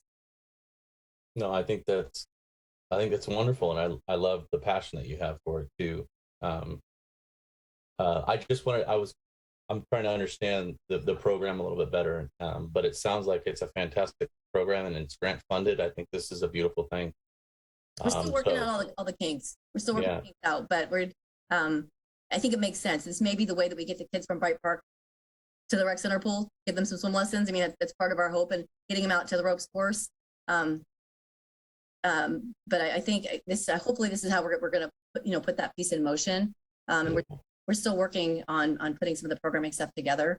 But I think that it's to be amazing, and I think that we have so many things to offer already that just making the connection between these kids and those programs is just the key. Yeah, but no, that's wonderful. No, I think it sounds great, and thank you for finding this and putting it together to give it a plan to work. I think that speaks volumes to not only your career but also you as a person. So thank you. Commissioner Ahmad, you have your hand raised.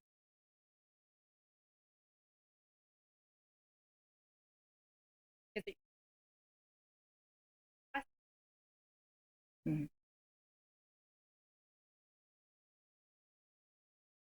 Is real. Great.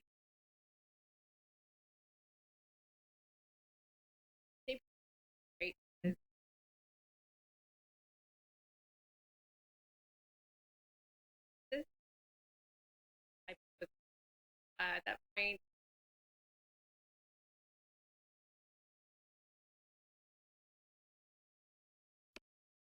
I didn't put a number out there. We have to figure out kind of what the funding's going to look like, and the capacity for each of the trips and stuff. But this is going to be open to all the kids in the community. I think we're going to try to really try to kind of prioritize the kids that have the greatest level of need, though. So we're just kind of see how it plays out. I know that graphic out. It wasn't because I think my skills that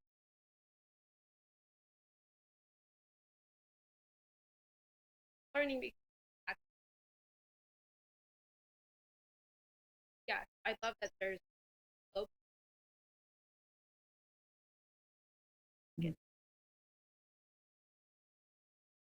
I definitely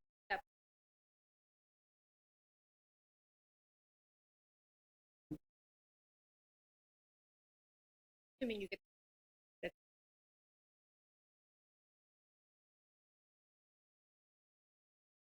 Mm-hmm.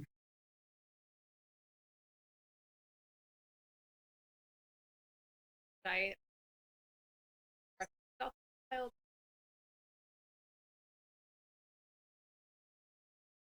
know that's like it didn't like a big deal, but that gave confidence as a kid. Swimming is I know it's free, but if you can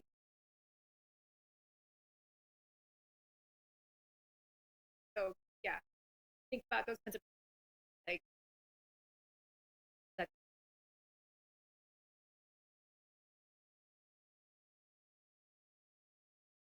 Think and I'm available. What hope be available. Well, and the hope too that they said the kids that take the activities or the classes, or that maybe in the first year, that they potentially can be mentors for the next year, and they can help the next year kids come in and learn how to do it. But we have a couple different programs in place already that we could use for helping. But if we have parents that want to be involved, that means we could have chaperones. I mean, so there's just so many different options out there.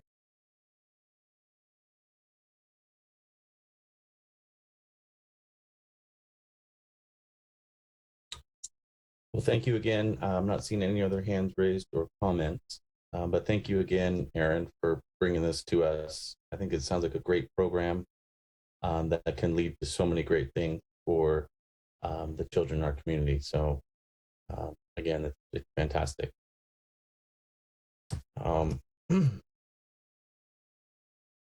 So moving on to our last item, which is to adjourn the meeting. If do we call roll one more time, or do I make a motion to adjourn? Correct? Yes. So, Chair Jans, I actually spoke too soon earlier. I didn't realize another commissioner had joined the meeting. So I'll go ahead and confirm those two commissioners' presence, and then we can approve the minutes for August 3rd. Yeah, let's take a roll and see where we're at. Sounds great. So, Commissioner Ahmad? Present. Commissioner Castro? Present. We do have a quorum. Fantastic. All right. Would anyone like to make a motion to approve our last meeting minutes? Item. I think it's item 1. Item 2. Yes, thank you. I move it that we approve the minutes. Have a second?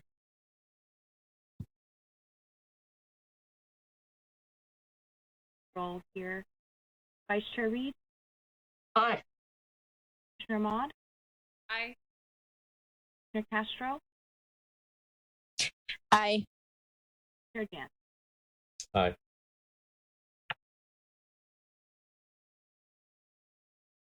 Fantastic. Do we have a motion to adjourn? Second.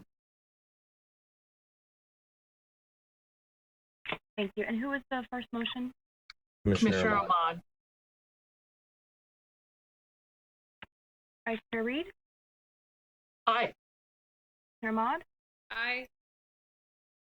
Commissioner Castro? Aye. Chair Jans? Aye. Thank you again, everyone. Thank you. Have a good night. Thank you all. Recording.